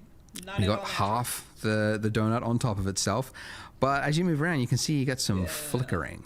Now this flickering happens, and it's actually a very common, it's actually a good warning sign to you as an artist, because it means you've got faces on top of faces, and the 3D software doesn't know which face it wants to render, right? So it's like sometimes saying it's the front face, no, the back face, the front face, and there's no understanding. Sometimes you can actually spot it in TV shows and like VFX or like low budget stuff. You can see something flickering in the background, and I'm like, ooh, there it is, Z fighting. Caught you. That's what it's called. Z fighting. Z fighting, or Z fighting, if you're not American. So what we want to do is we want to give thickness to our icing. So we can do that with a solidify modifier. So adding another modifier. Make sure you've got your icing selected, not your donut. And then here where you've got add modifier, we're going to go generate solidify. Okay. Ooh. Now it's made it worse. It's actually added a thickness to our mesh there, but it's actually done it the wrong way. So it's with the normals. Yeah, what is it? It's trying to put the extra bit inside the donut. So we can change that by just changing the offset here in the solidifier settings. Just drag that all the way to 1. Some of you might have actually found that it was correct before, just depending on which way your normals were. If that's the case, keep it at -1, but everyone else, keep it at 1. We just want to make sure it's actually outside. Okay. I'll keep it as is. Let's just increase the thickness a little bit too. Let's go, 0.025. That looks pretty good. Whoa. And great. We've got what looks like a yarmulke on our donut. A perfect... Something screwy happened. What's going on here? I got a butthole down there. Whoa, my anus donut. What do I do? What have I done? Hold on.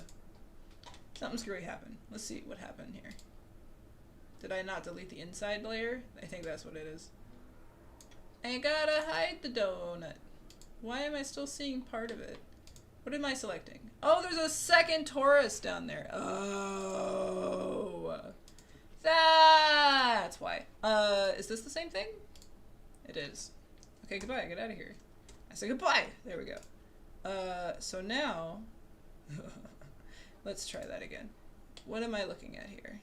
Oh my god, that looks disgusting. Ew, the most bloated, syrupy icing I've ever seen in my life. Gross. No, we want that. Let's say 0.2. No, 0.02. There we go. Okay. 0.25. Sure. Alright.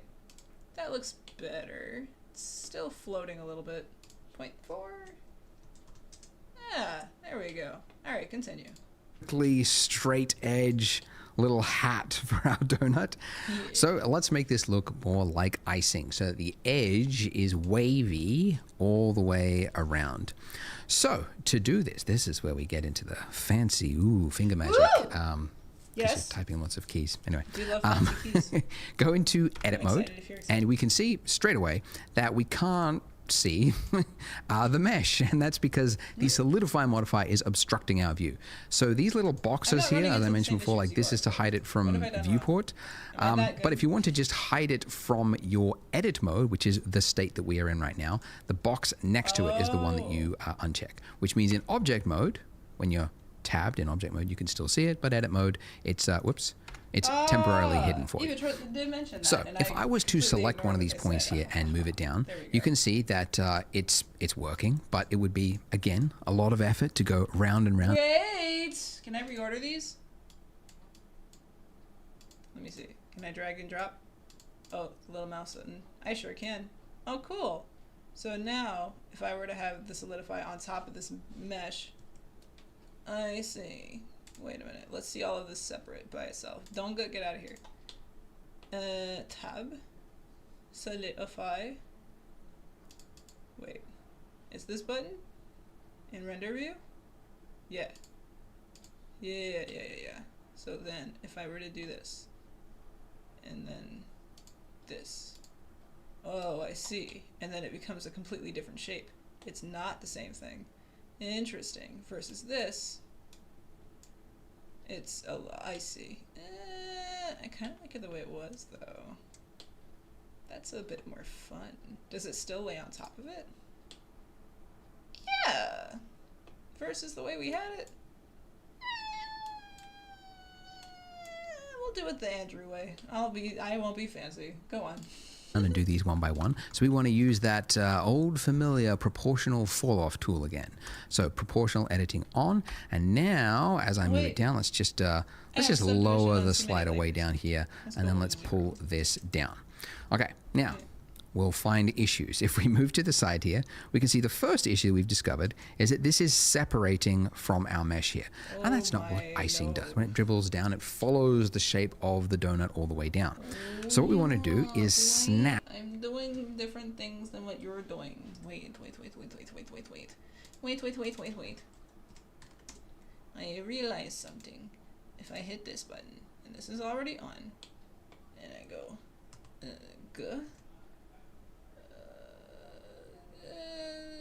something not right here. What am I clicking on? Is it because I didn't do the thing because I wasn't listening? Again. You guys can tell I was a great student in school. What is going on here? I get impatient so fast. I'm sorry. Oh, okay, that did it. For whatever reason, that's fine. But this button is not. Are you a stray vertex? Are you just loose by yourself? If I delete you, is there just another there? What if I go delete? Goodbye. Collapse? Sure. No. Dissolve. Well then, that's interesting. Hang on. If I move you all by... Wait! Now it's connected? What? You are not, but these are.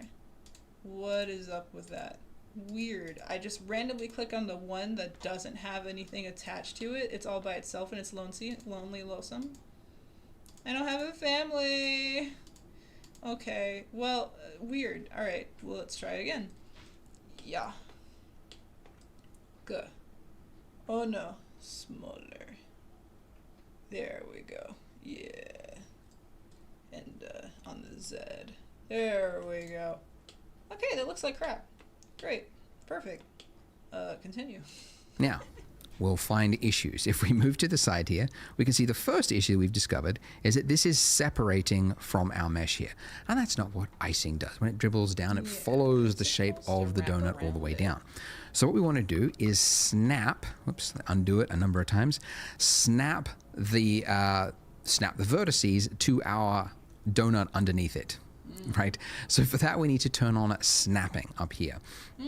Okay, now there are a number of ways to snap in Blender. The default way is increment, which just means the like the grid floor there. Like if you were to just like move it around, you can see it's just snapping to the grid floor. Not helpful. But we want to snap it to the face. And now with face snapping enabled, if we move this down, we can see, let's just look here, that the bottom bit is snapping to the face, but as you might have seen, the top bits, the rest of essentially what is inside of our circle of influence with this proportional editing, that's not being affected. Only the little point that we had selected was affected. So that's not what we want either. Normally that would be enough, but in this particular case, we want to also snap individual elements to, and let's go face project. Now, when we pull this down, normally that would be enough, but in this particular case, we want to also snap individual elements to, and let's go face project. Now, when we pull this down, you should see that these are also no longer clipping through the donut. I guess. But still, we have issues. Still? Why is that? Well, it is actually working correctly. We can see these are not going through the mesh. So why does it look like it is? The reason for that is that there's actually just not enough information here. So if we go side on, you can see, right, like we've got this point here, and then we've got another point down here, and then we've got this long stretch in between, right? So that means that this part of the donut, oh gosh, that goes around like that is just not, there's nothing to snap it to, essentially. So what we need to do to fix this is just add more geometry. So these little vertices here, we need more of those vertices. So we can do that by actually using the subdivision surface modifier. Because although it is a modifier, you can apply the modifier. And the modifier currently is adding geometry, so let's just apply it.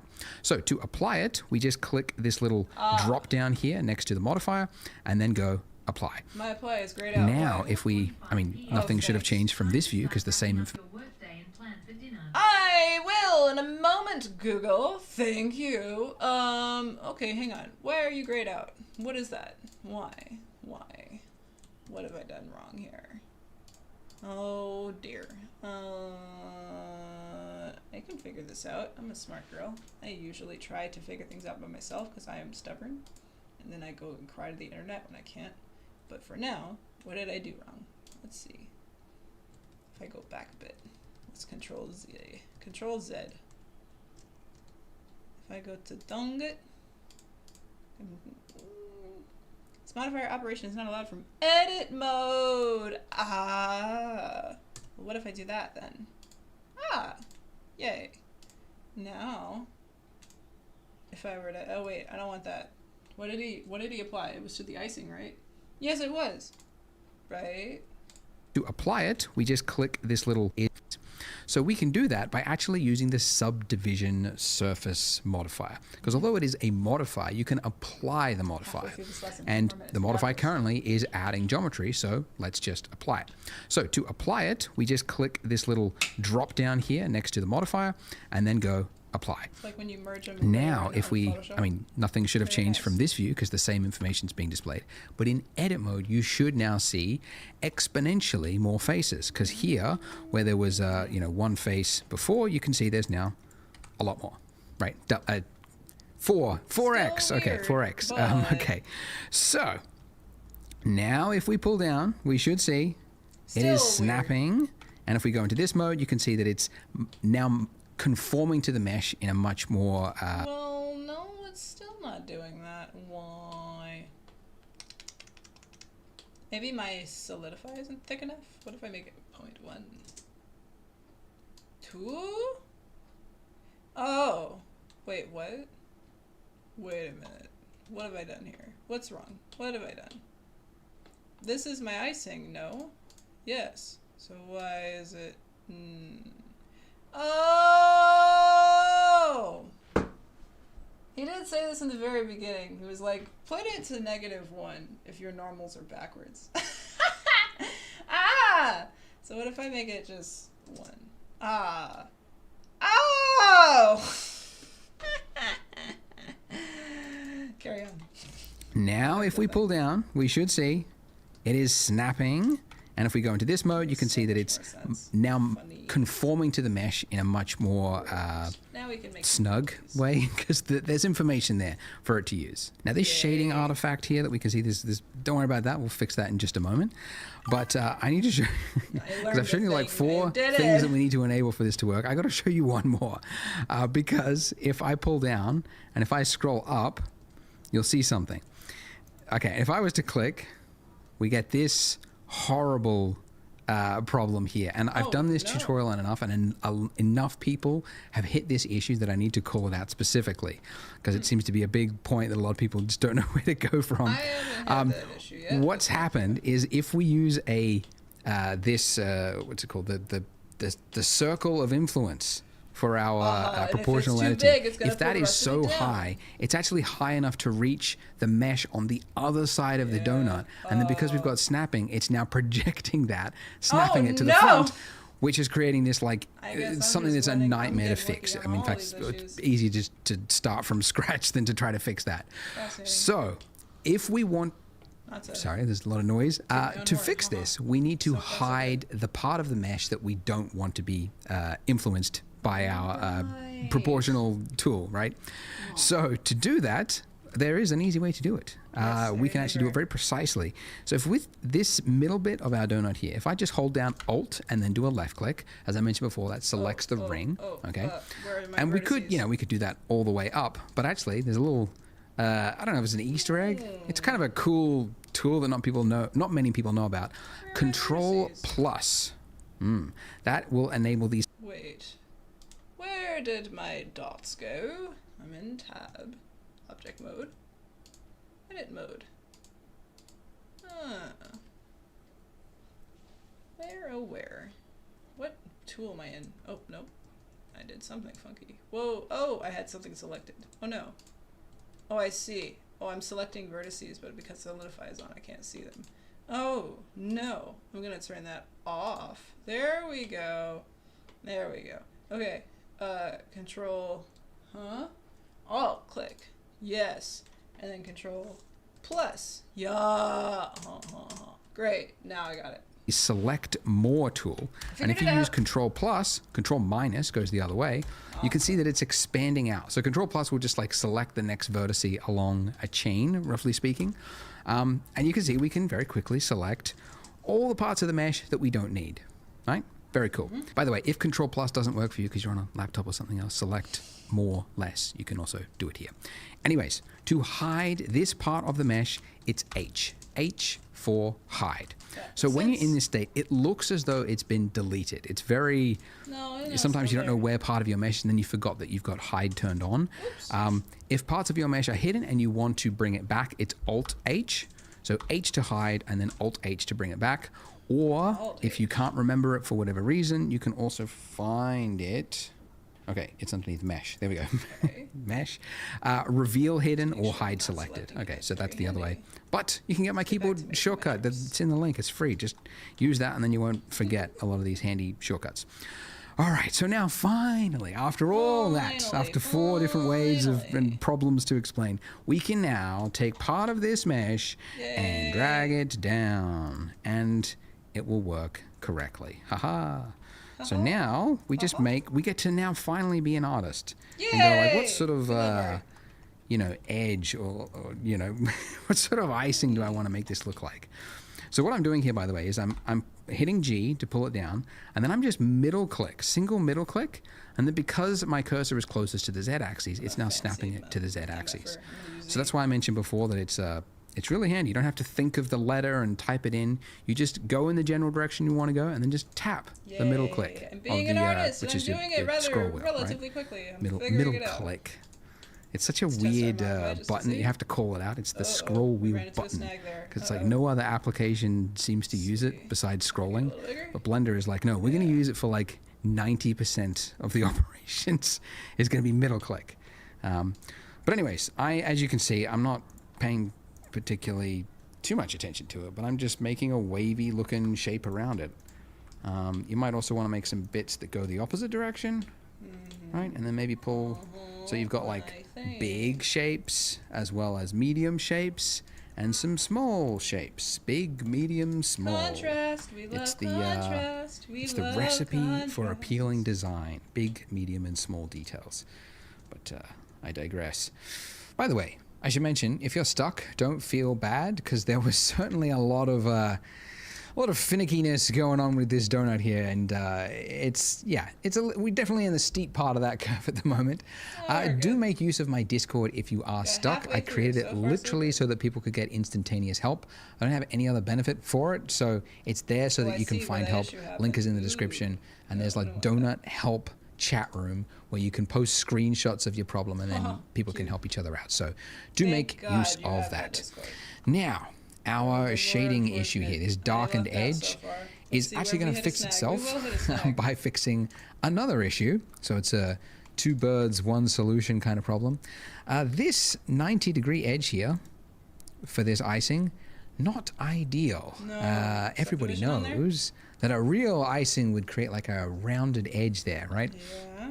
So we can fix that just by adding another subsurf modifier. Because you might remember I mentioned, like, yes, if you've got 3 vertices, it'll create like another vertex here and another vertex here, but it'll also like round it out. It'll pull this one back, so you end up with a rounded corner. So right here in your modifier stack, we're going to go add modifier, generate subdivision surface.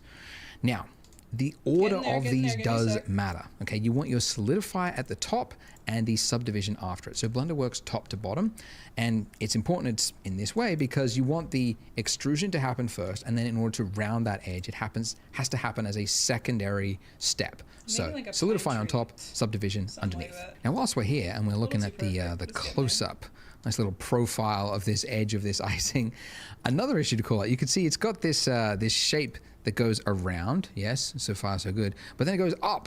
And it's like, it'll be better if it went around and then tucked in and touched the edge of it, because that would look more like real liquid would. So we can solve that by just changing one of the settings in the solidify modify. It's not one of those things that you would figure out or know where it is. It's just over time you learn where some of these settings are. But essentially here, the edge data. So we want to change the edge data to say that before you do the solidify step, add a crease on the inner part right here. If we increase this all the way to 1, it now creates a sharpened edge just on that inner part there. So the rest of it is a smoothed edge, but the middle one, there's a crease, so it's making a sharp edge there. And wait, what modifier are you in? Rim? Okay, this is in here. Edge data. Edge data. There we go. Wait, let's look at the fine details. Let's get in here. I'm gonna make my icing a little thicker. Christ almighty, I keep hitting hit. Alt. It's not Alt, it's Shift and Control. There we go. A little bit thicker, I'd say. A little thicker, yeah. That's 2.1 to be exact. Every time I get curious, I turn into a little British boy. I think this is looking good.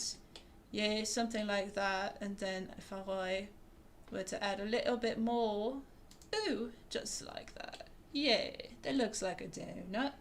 Increase that crease in there to 1. Oh, yes. Yes. Yes. Yes. Yeah. Yeah. Yes, I'm Kronk. Oh, that's right. It's the Cusco's poison for Cusco. Got it. Got it. Got it. What does this do if I mess around? Ew, that's not what we want. No. Oh, that's also nice, but not what we want either. Bevel? Do love a bevel. No bevelage for me. Okay, fine. Fair enough. I think that looks pretty good. What do we say? I think I got some icing on this thing. Uh-oh. What's that? That looks weird. Oh, I hit Z. Z does that. That's nice. Ah. Rendered view. Still pretty cool, even though it's a little off. Solid. That's very cool. Also, numbers. I can just 8, 4, 2. No. No. Yeah. No. Okay, Z gets me fast menu. Let's put that in there in my shortcuts list. Again, you can access it if you want to. Equals quick menu. Patreon in the description. Last time I'll say it. I don't like shameless plugging if I don't have to. Okay, what on earth did I do? Rendered? No. Solid. There we go. You look weird. What if I hide this for a second? Yeah. And then, this. Goodbye, donut. There we go. What's wrong here? If I go into my icing and I press this button, what the heck is up with you? What's wrong with you? Why are you like that? Why are you the way that you are? You're perfect just the way you are, but why? Gubba? No, gubba? There's a tab here. There's a tab. Oh! Is it because I have my subdivision on? Alright, let's see what's going on here. I want to figure out why that little divot is there. If I put you back on, I can still see it. Oh, whoa, I'm on scale. I did not mean to do that. Scaling vertexes? That's a thing you can do? Ew. No, I want to move it. Girl. Girl. There we go. Girl, I want X. Yeah. Still looks wrong. Okay, no, we're just getting weird artifacting. What is going on here? I want to see. Everything looks fine. Everything looks squared away, except for when I jump in. Is it because this is a wasting case? Yeah.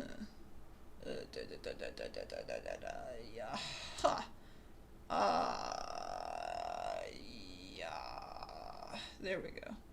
Yeah. And then, I make noises, don't mind me. No, that's why. No, we want a Z. Yeah. I'm not British. I just say Z because it's silly. I love the way the British speak. Alright, that looks better. And then put this back on. It's still funky. It's still gross. Nah, why? Okay, fine. Well, let's finish the lesson, then we'll finish. Just gives it just a little bit more realism. Just looks a little bit closer to what you would imagine real icing would do. Yeah. Okay, now for the cool bit. All right. So if you look at reference of donuts, right? Yes, you've got these little wavy bits, but where the icing is really liquidy, it'll often break off from this wave here, and it'll create a trail that goes down underneath the donut, right? It just sort of drips all the way down. Whoops, bumped the microphone. So it feels good. we I can gotta do get the that, inside trail as well. but not the way we were doing it before. If we just took one of these points and then like dragged it all the way down like that, there wouldn't be enough information there, right? You can see you just get this like stretched look, and it doesn't look great. Okay, so essentially we need to give it more information, and we couldn't just do it by like adding more and more subdivision surfaces. We need to actually like break this shape here and create a new shape that goes down. So we need to extrude. So if I select this vertice and then the one next to it by holding down Shift, I don't think I mentioned it, but yeah, if you want to select two things at once, it's Shift select. Anyways, so if we select two vertices like that, we want to extrude it downward by hitting E. Oh, so when you tap E, it's similar to G in that you're in a placement state now. That's right. Saying where do you want to place this? So I'm going to move it down to, yeah, like about there where I want the trail to stop. And I'm just going to do click, left click, and it's now placed it there. Now, it's hard to see it, but if I just switch to wireframe, you can see what it's doing. So it's created this breakaway shape here, an entirely new face that's completely separate to what we've got there currently. And what this means is if we go to object mode, you can see it's not just like continuing this form here, it's pulled it down, right? Which is exactly what we want. And in fact, I want it to go even further than that. So I'm going to select those two vertices, and I'm going to pull it down again. And then I'll do it again. And the reason I've done this 1, 2, 3 is that this detail here is important so that it conforms to the shape of the donut. Because if there's not... Wait, so I talked entirely over exactly what he just did. We're in object mode. Go to tab. Then I go down here. I'm going to hide all of this for just a second. Goodbye. Goodbye. There's got to be a faster toggle to do that. We'll figure it out. Okay. And then I want to extrude this line. E. Ow! Look at that. Yeah! I did a thing. And I click away. And then I put it back on. What do I get? Ew! Ugh. Oh, that looks fine. It looks great now.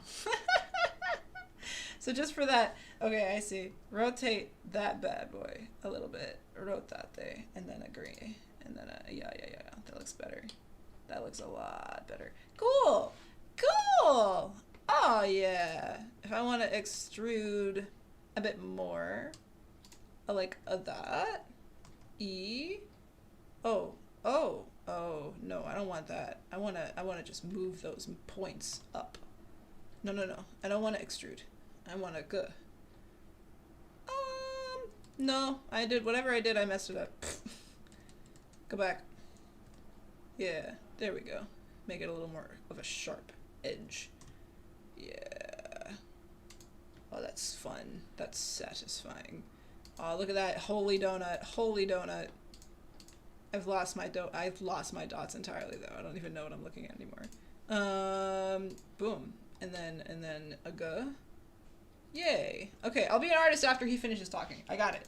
Not enough, you're going to have that clipping issue that I showed you earlier. So that's pretty good. And now we're going to do it again. Originally in my earlier versions of the donut, I only did like one of these, but then I noticed that in the render, the final render, it's often the most interesting part of the donut. So now I'm thinking, yeah, just do it all the way around the donut. Everywhere. Just add the bit that looks cool. Add more of that. So here, so wherever there's essentially like a big dip is what I'm looking for. Like where the liquid would sort of build up and then like the surface tension there would be just too much and then it would break away. And it would go down. We're getting addicted. Down underneath like that. And we'll do another one here. Why not? Why not? Like that and down and down. Flat, right? And that's pretty good. Haha. Lovely. So that concludes finally this heavy part of the tutorial. So if you are ready to watch the next part, hope you're not giving up. You can click there on the screen and I'll see you there. Make sure you hit subscribe as well if you haven't. A large number of you don't. But if you want to see more Blender tutorials, that's what you need to do. Okay. Self-promotion right there. Thanks guys. See you in the next part. Self-promote. Congrats. I'm very picky choosy on who I subscribe to. I'm only going to choose not to because I have a lot of other people that I'm subscribed to. I'm a jerk, yeah, you can hate me. Andrew is great, but I'm gonna choose to not. Not at this time at least, but if I decide to, maybe later. Okay, Alright. Yay! So, what I think I might do real quick, let's put some Shovel Knight back on. Since we have so much time left, I'm gonna just fine-tune this donut a little bit and then we'll call it a day. It's about 5. Babies are gonna start yelling for dinner in a second. And then I let you go. And then we'll have more Doodle Blender time next time. But Tuesday, come to the fan art stream if you want to hang out. And if you can't make it, no worries. Just hang out in the VOD later. And hopefully one of these Tuesdays, you can catch this stream. But anyway, let's finish making our donut. I feel very good that I learned a lot very quickly. Next time will probably be a lot more annoying to sit through because I'll be taking notes the whole time. That is untouched territory. I already took notes on all the lessons we looked at so far, so there was no annoying stopping and going. You're welcome. Oh yeah, that looks good. Right there. How about one more right here? When we get to these droplets, it's a little uneven. Make it a little more even, Steven. Oh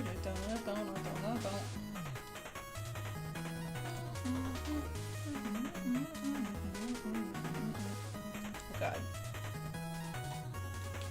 I don't see what the error is. Did I move my points? I did. I extruded the wrong section. Yay. That's looking yummy. I want to eat that. I want to eat this. I really want to eat this. This really gray flavored vanilla donut. Yeah. Yummy. Oh, that's so satisfying. Then, we gotta get the inside too, right? Small little trail right here. No, that's too perfect. Right in the middle never works. Right here.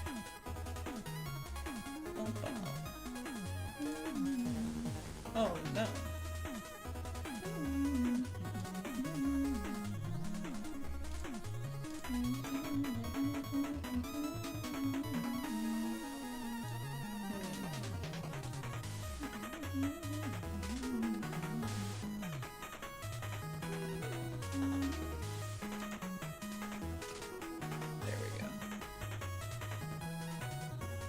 No.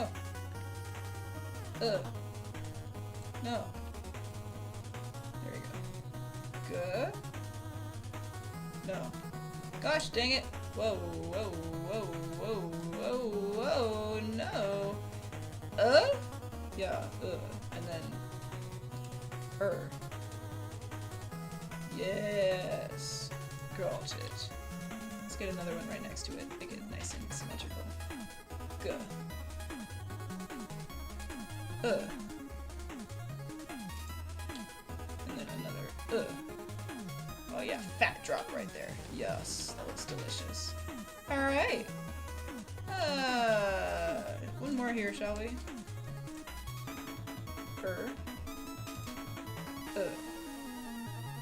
Yeah. Good? Yeah. I'm donutting! Oh my gosh, it's fun. Alright, let's get in here. Unhide. Alt-H. Great. I want to get in here. This is way too perfect for my liking. Let's do... Oh my. Wait, that's awful. Let's just clean this up real quick. That's wrong. That's wrong. R? Whoa, what happened here? What did I do here? Ew. I don't know what I did. That's unclean. No. Unclean lines always lead to messes later. No, we gotta fix that. Oh god, look at that. Disgusting. Disgusting. Dunk it. What on earth? Oh no. Oh no. This is horrendous. That's gonna give me nightmares tonight if I look at that for too long. What the heck happened? Oh my god. Oh no. Oh no. We can clean this up. We can fix this. See? We'll fix it. Everything's fine. Good. Oh, and I don't want this on right now. I just want this point. By itself. Oh god. Good. Yeah, there you go. Back whence you came. X. No. Y. Yeah. That looks better. You are still tethered to something over there, though. What is it? Do you belong over there? Do you belong with me? No. This is hot mess. What did I do? What have I done? Oh no. I was having too much fun with the donut sound and now it's a mess. It's gross in here.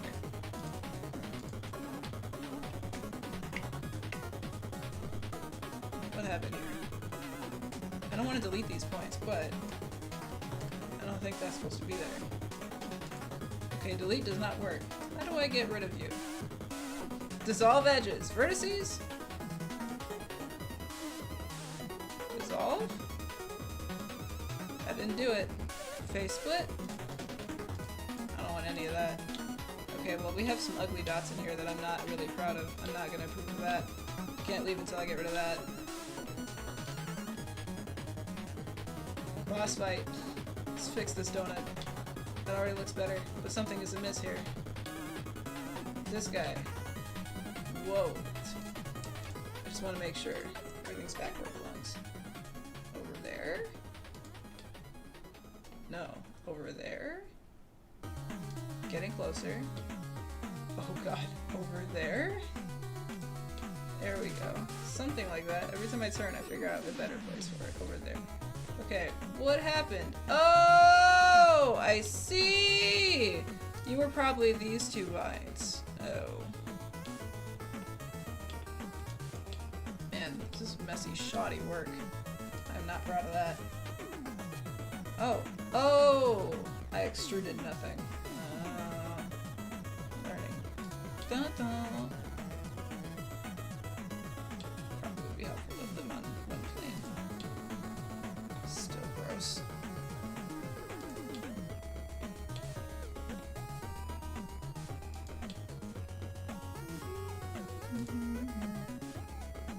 X?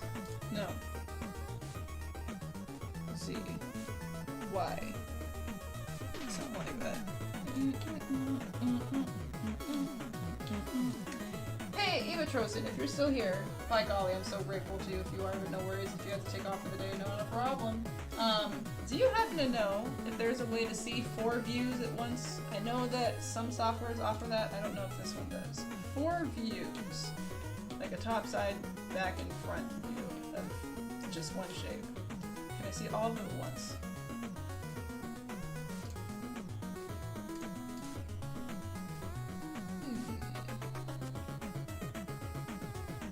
Well, I guess we'll cover that next time. Alright. Fine-tuning is taking longer than I expected. Sorry, y'all.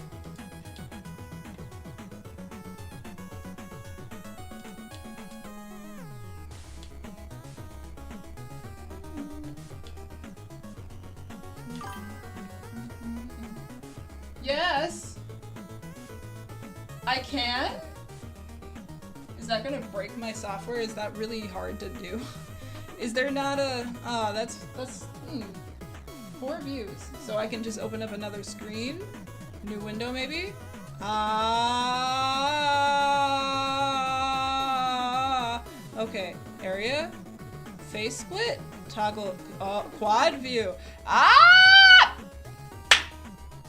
Thank you. What was that shortcut, by the way? I just want to see that real quick. View. Area. Toggle. Control Alt Q. We love shortcuts here. Got it. I want to know that. Don't. Thank you very much, sir. Control. Not Zutrol. Control. Alt. Q. For screen mode. Great. And if I go... Ba-da-da. Yeah! Great. Oh, that's so much easier. Oh yeah, that's so much easier. Holy crap. Okay, that's much better. Golly gosh, that's horrendous. I want these gone. I want these gone. They're bad. They're bad dots. Delete. Wait, what? What was the shortcut for that? There is not one. Okay, fine. Dun. Alright, that's so much easier. Now I can see what I'm doing. Great. Dun. Yay. Dun. Great. And even more ideally, I'm gonna put this back on, but have this on X-ray mode. Yeah, so I can see. Great. I'm learning the blender! I'm learning! Great. Alright. I'm learning so much I'm getting caught. I might have to take my shirt off. I am not wearing anything under the sweater, but no one needs to see that, so I'm gonna just power through, and then I'll just be comfy after stream. You don't need to see any of that. Alrighty. Let's move on. This dot goes off to me. Meanwhile, good 8-bit James. Alright, that feels better. Let's spread these two out.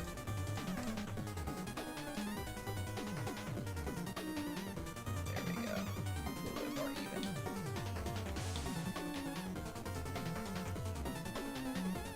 I can definitely see the appeal of that widely selecting tool, but it gets messy. You gotta fine tune a lot of stuff after, which is annoying. But it is nice.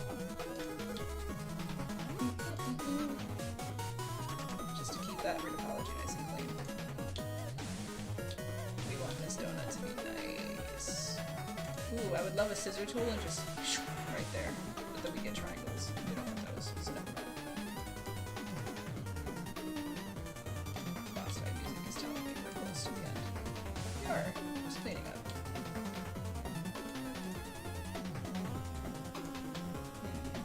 Do I have some extra lines in here?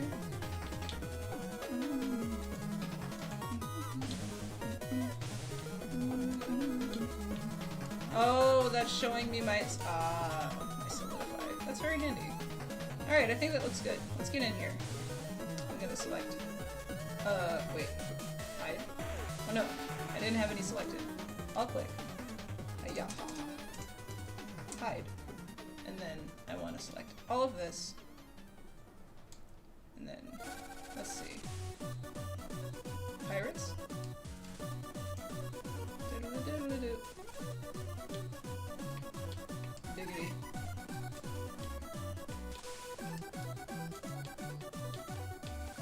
Great. Hide. If I unhide all, there's the issue. I don't want to select the ones on the inside, I just want to select the ones on the outside. So let's try this. This is gonna be tricky. No it's not! Watch, we're gonna make it work. I'll click here. No. I clicked vertice. I want this. I'll click the line.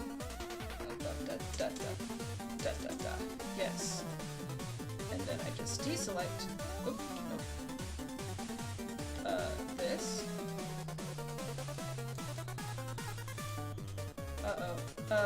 How do I negative select? Control minus does that. If invert my selection. How would I go about that? I'm learning by freaking out and not knowing what to do. I answer my own questions by flubbing around. Edit. This music is very accurate to how I'm feeling. Just mess around and find out what happens.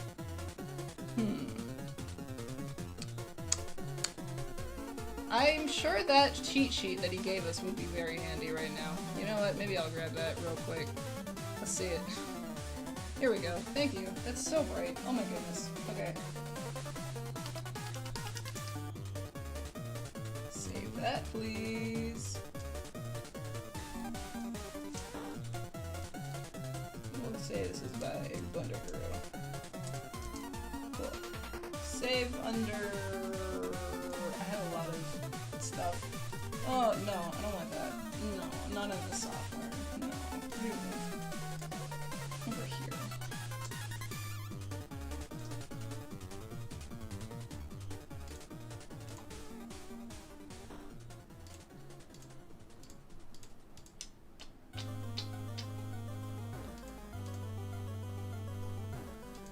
Don't look at all of my shortcuts, please. My hidden treasures are in there.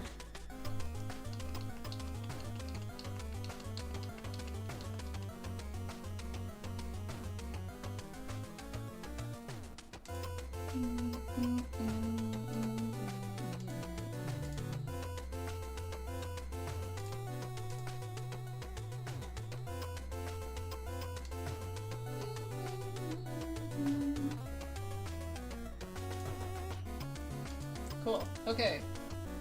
Tell me, is there an invert selection button on here? Invert selection, it's control I. I was right! Dang it, I unclicked. Almost always is a control I. I am so in love with my brain sometimes. Not an egomaniac, I swear. Okay. Hide that. Yes.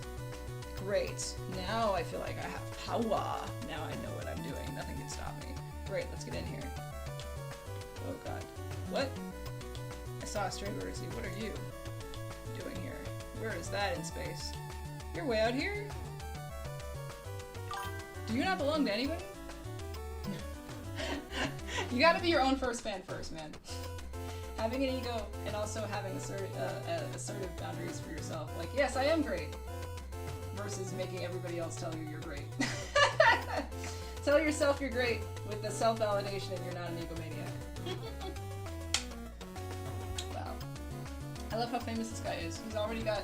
I'm using this... As I'm using this shortcut, there's 20 other people already on here. That's kind of incredible. That's how amazing this guy is. He's got so many followers that he's got millions of followers around the world that are also using this document. I would love for that to be the Crystal Library one day. Alright, working up to that. This stray dot! Are you not connected to anything, sir? If I unhide.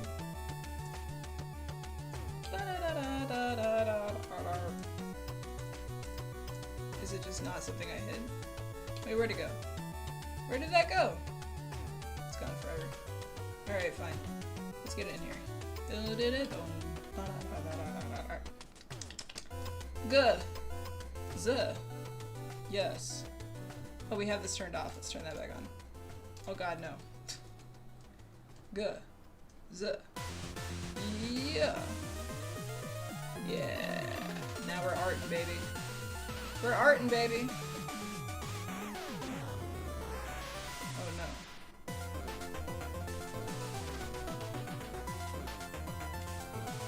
Very intense music. I think I'm having fun, Ebatrosin! I think I see the magic and majesty of Blender! I think I'm learning! Oh yeah, oh yeah. Let's get one or two droplets in there.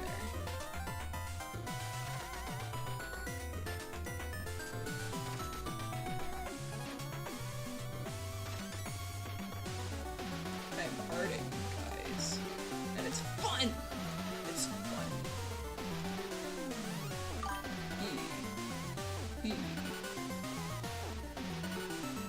Great. Blender is black magic. You're so not wrong about that. Oh my god. I love this thing. It's great. So far, I'm feeling it. I'm feeling the vibes, dude. I'm loving it. And the fact that it's free? Broken. Broken. Absolutely unfair. So wonderful. Let's just check real quick. Make sure everything finally lines up. That looks pretty good. I'm gonna guess and say that looks fine. That guy doesn't look great. He's a little too small there. The subdivision did not help. Uh-oh. We got some creases happening in here. Although they're very nice, juicy creases. What's a donut without some creasing frosting? That was a little off. It's a little too narrow in here, I think. I see my error. Scale. Oh no.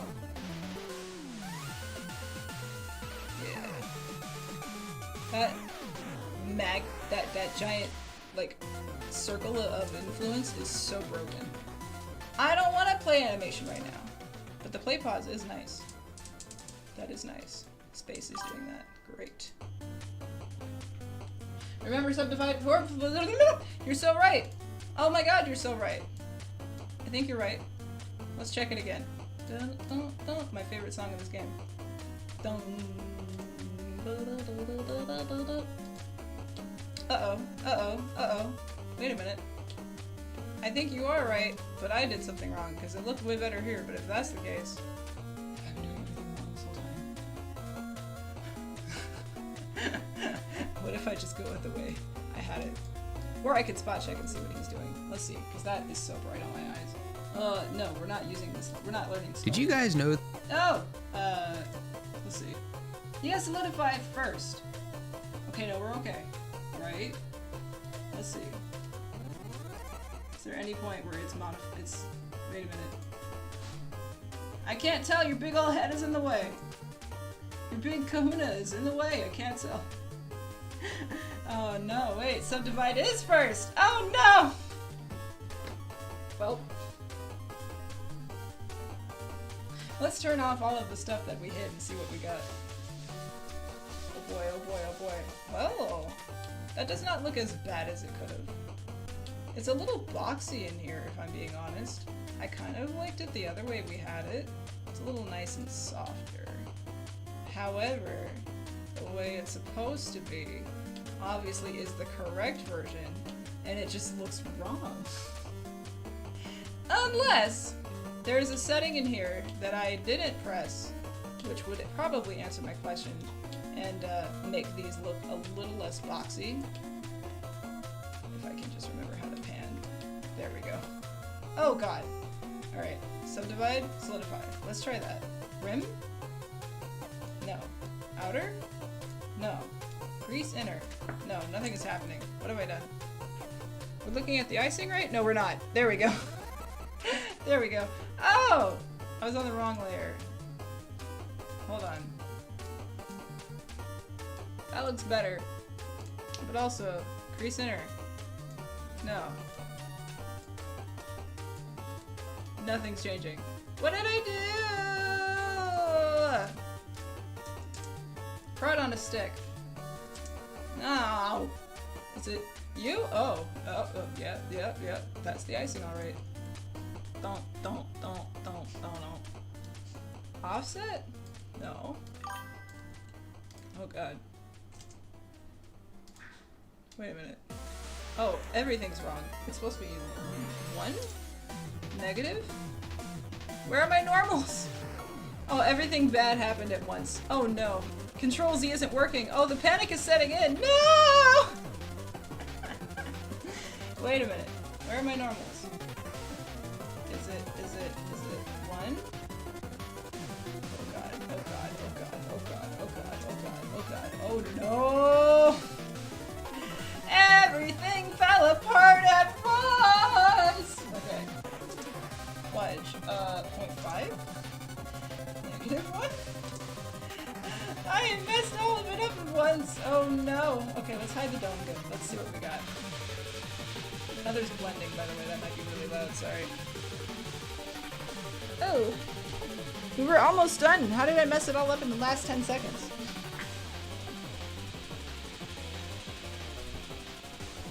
And yet, all of my confidence went out the window immediately.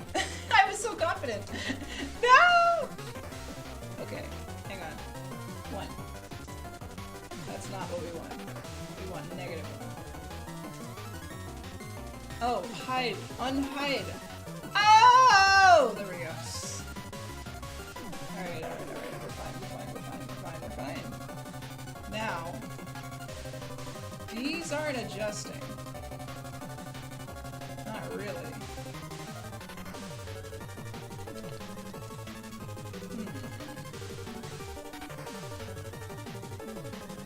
Is it because I already applied the subdivision?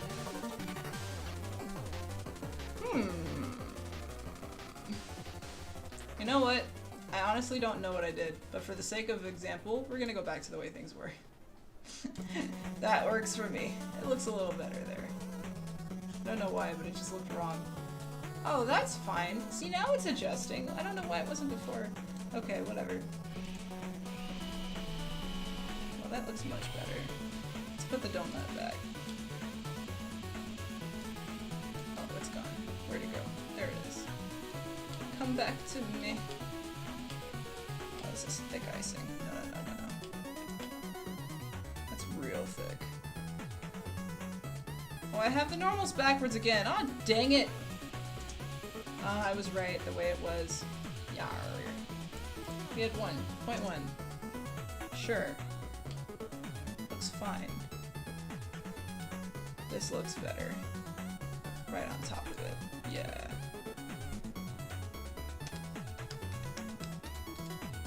I like even numbers. Outer? Oh! Ah! Oh! Okay. Got it. Okay. So now if I look at my handiwork, even though the inside isn't quite perfect, I got one droplet in there that could be cleaner. Is it floating though? It is not floating. Alright. It's a little round in there. It's a little thick. But I think that'll do. Let's put one more in there just for good measure. Then we'll call it. If I can just learn how to rotate! Shift. Get in there. Back in. Back in the game. Put me back in, coach. We got this. We extrude 1 or 2 more points and then we'll call it. Yeah. Cool. Oh god. Yeah. And then let's do 3 for good measure. Nice trifecta. Triforce of sprinkle. Great. Yep. They're so gross though. They kind of look, I'm not gonna lie, they look a little phallic. That's not what I want. A little thinner.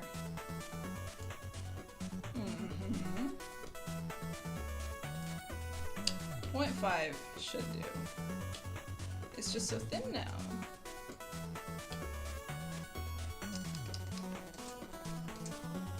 That looks better. Alright, that'll do for now.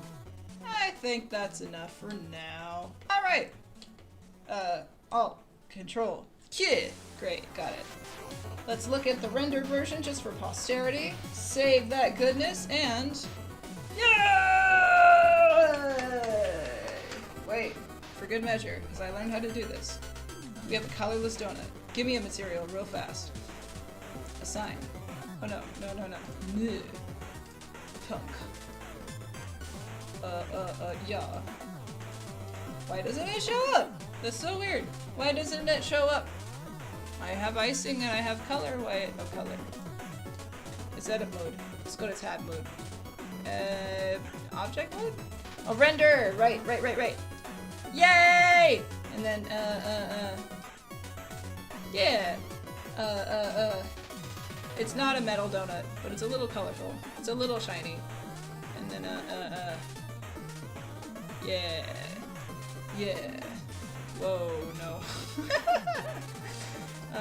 Metal sprinklage. No, it's not metal. It's not metal.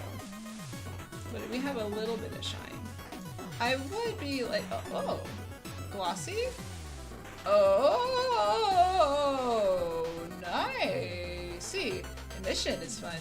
No, we don't want that. Ew, cool! Specular! We love specular! Sorry, that was loud. Specular? No. Where's my specular shiny? Oh, it's so plasticky now. That's absolutely made from a Krispy Kreme shop. That's fake as all get out. Dude, my favorite thing as a kid was going to the Krispy Kreme donut shop. They used to have like a little window where you could see them making donuts in the factory, and it was the coolest thing to me at like 12 years old. This is absolutely that donut that I just made. Plastic AF donut. No, let's go back to what we had. Glass? No. Holdout. What on earth?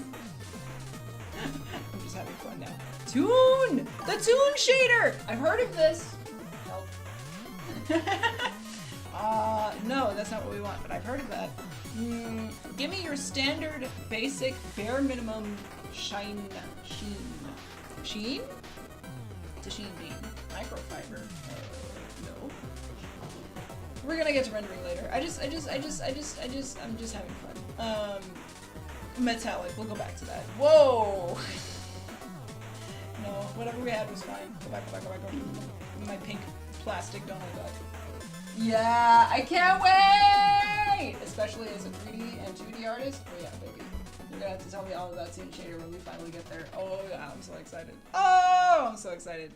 I want to learn how to do fire and emission in here though. I want to make some like official like, you know what I mean? Like not the cute little fire sparkles that you see that are like made for 3-year-olds. The real stuff. Explosions. If Blender can do that, I'm in. Because I know Houdini is the software for that, like simulations, water and goop and fire and explosions and stuff. But if Blender can do all that, well, and it doesn't take 10 centuries to render, I'm in. I'm already like, Blender blew me away for sure, but if that's all in here, it's over. Broken. As far as I know, I think most of Moana was made in Blender. If I'm incorrect about that, please correct me. But, no, I'm sorry. I'm wrong. Houdini was the software. They used Houdini for a lot of the Magma Sims, but a lot of stuff is made in Blender now from Primary Studios, which is so cool. So I'm so proud of Blender and the team. All right, let's wrap this up. Give me a shiny donut. Plastic AF donut. Yeah, that looks good. I would not eat that. And then let's make this donut a little bit more donutty. Just a quick little color on top of it, just for fun, just for now.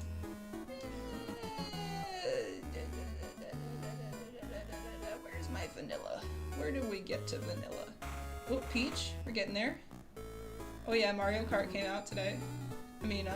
Last week. Mario Kart 2, Mario Kart World. Who's got $80 to spend on a Switch 2? Simulations exist? So, if you're serious, I'm so in. Also, particles. I saw some sprinkles on there. I'm sure there's a ton of sprinkly particles we could put on here. Oh, I'm so excited. All right, stop pressing play. All right, if I press render, what do we get now?